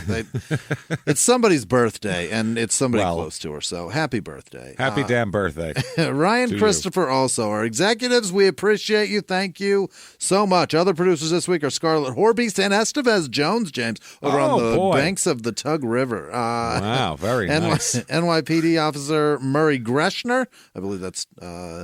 from NYPD Blue, I think it is, possibly. Oregon player that the Hanson Bros hit with a puck. Oh, that's great. That guy, too. Peyton Meadows. Had a tough day. Jennifer Ward, Janice Hill, Diecast 360, Rebecca J, Elizabeth Domingo, Raven with no last name. Oh, actually, Diecast, I believe, is an exec. He is. What did I do that for? I put in the wrong spot. I apologize. You're fucking outstanding and over the top also. Elizabeth Domingo, Raven with no last name, Robert Goes Exploring, Judy Berry, Matthew Shields, Jessica G, Ashley Boone, Jenny Meigs maybe? I'm not sure. Ryan Burrow, Heather, nope, that's Hunter Martin. Hey. Sorry, Hunter. Eric Emerise, Chantel Vasquez, Jennifer Rothgeb, Tawny with no last name, Melanie Renton, Anthony it's Andy Felterbush, and he probably didn't. Love James's voice. That's somebody. Michael Ballast? Thank you. Yeah, ballast. Arsenic catnip. That's fucking disgusting. Mean. Don't do that, you fucking monster. Psychopath. Caroline maybe. Sionia, Rose McCoy, Brandon Holiday, Christopher Subclef, Nick Lambright, Kristen Schmidt, Miley with no last name, Gerald Ribbons, Biz with no last name, Brandon Pavlov, Elijah W., the Doyle with no last name, just one, the Doyle. Singular No, Doyle. I get it, Pod. Yeah, exactly. No, I get it, Pod. I believe that's, I don't know. Amy Fulcher, that's not somebody's name. Owen Coates, Devin Nelly Randall, Wade Halverson, Val Don't confuse Birch. Jimmie, guys. Calm down. Rebecca. That's maybe her first and last, or just her first. Or like all right. Lisa. That's exactly what. All right, Angelique Ricardo. Artichochio, or Chocho. Chocho? That's not right either. That's gross. Wallow in that Italian last name, Jimmie. Latrodecta. I don't know what that is. That might be a disease. Dinosaur, isn't it? Yeah, maybe. Is it a flying dinosaur? A It's Lacodectra? possible. I don't know. Not sure. Sean Donnelly, Jacob Ricketts, Holly Hallborg, Chart Ganesh, I believe. Thank you. Megan Cravens, John Fire, like lawyer, but Fire. Christina Lapsansky, Cora Hudson, Justin with no last name, Mary Jean C, Anti-Rowitz, Sam Ritz, Catherine Gagne, Natasha Tanner, Lauren Williams, Aaron Clark, Holly Costavicci. Yeah. Costavinci, Jarrett Bradwaite, Angela Nugent. All right, now it's getting fucked up. Nugent, You're really off the rails Phillips here, Jimmie. with no last name, Chris Livingston, Valera 70, Molly Ott, Kristen Frazier, Lucy Bryant, Alia Yarde, BOF, Harvey Fox, Jonathan Rodriguez, Nikki G, JT with no last name, Luca Chiafredo, Abigail Mitchener, Christy Robison, Christine Cinquangrana. Cinquagrana, Brooklyn. You went Bulls. over the white line on the side for a second, but you pulled it back on the road. Keep going. Jeff with no last name, Nicole Durand Krupa, Shelby Metcalf, Gretchen with no last name, Darren Sutton, Jesse Williams, Jen Carr, Dakota. Nope, that's Dark Lotus Kisses. Jeff Keen, Live for Today. Stephanie Brevig, Ollie Terry, Sean Holder, Cam Sharpie, Beth Bott, Allison Barham, Levon Herrera, Josh Taylor, Julia with no last name, Rachel with no last name, Tanya Vieira, Remy with no last name, Britt Fulkerson, Claudette with no last name, Trevor O'Connor, Tawny with no last name, Rita Waltz, Benjamin Strysick, Aubrey H., Susan Kelly, Amy Edwards, Keely Reinert, Steph Earl, Billy Harris, Kimberly Dyer, Tammy Sappington, Dylan Fisher, Elizabeth with no last name, Eric Chopin, Frederick Chopin. Oh, fucking Chopin. Maybe it's Eric Chopin. We both immediately go there. John Scarbaggio, Mom Bob WG, Bobby Here both. Carla G, Nicole Reza, Daniela Johnson, Aaron Julius, Katie Oliver, Kara Lomgarbardi,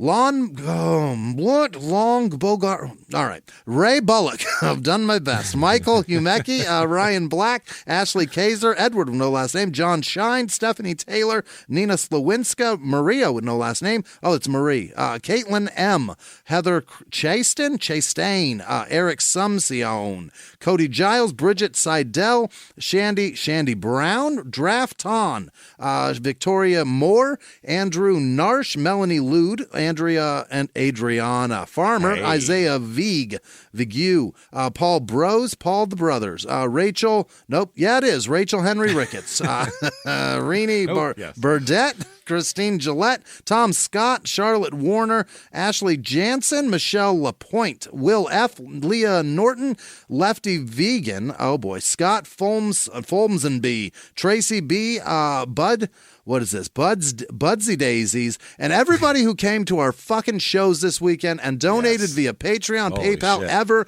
You guys are fucking amazing. Thank you so much. Thank you, everybody, so much.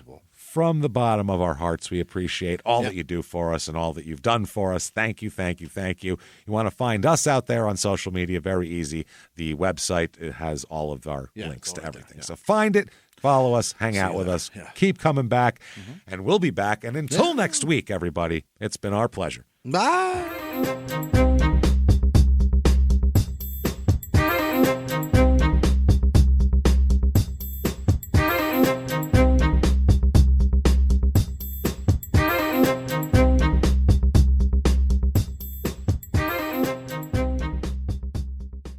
If you like Small Town Murder, you can listen early and ad-free now by joining Wondery Plus in the Wondery app or on Apple Podcasts. Prime members can listen early and ad-free on Amazon Music. Before you go, tell us about yourself by filling out a short survey at Wondery.com/survey. In the 1980s, a rosé swept the country. Hey, Mike, I really like this White Zinfandel. Well, good. Now put it down. We're going to try another one. White Zin became America's top-selling wine. But most don't know that this sweet drink has a sour history. What began in 1986 with counterfeit bottles, a big fraud, a multi-million-dollar fraud, sent investigators chasing one of the most powerful families in the business, the Licciardis. But the closer the feds got to them, the more dangerous things became. It's a story of deceit. At the time, I was paranoid. Threats. You touch my kids, I will kill you. And murder. With a .22 caliber bullet to the head.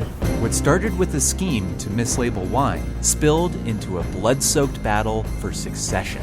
Welcome to Bloodvines. You can binge listen to Bloodvines exclusively and ad-free on Wondery Plus. Join Wondery Plus in the Wondery app, Apple Podcasts, or Spotify.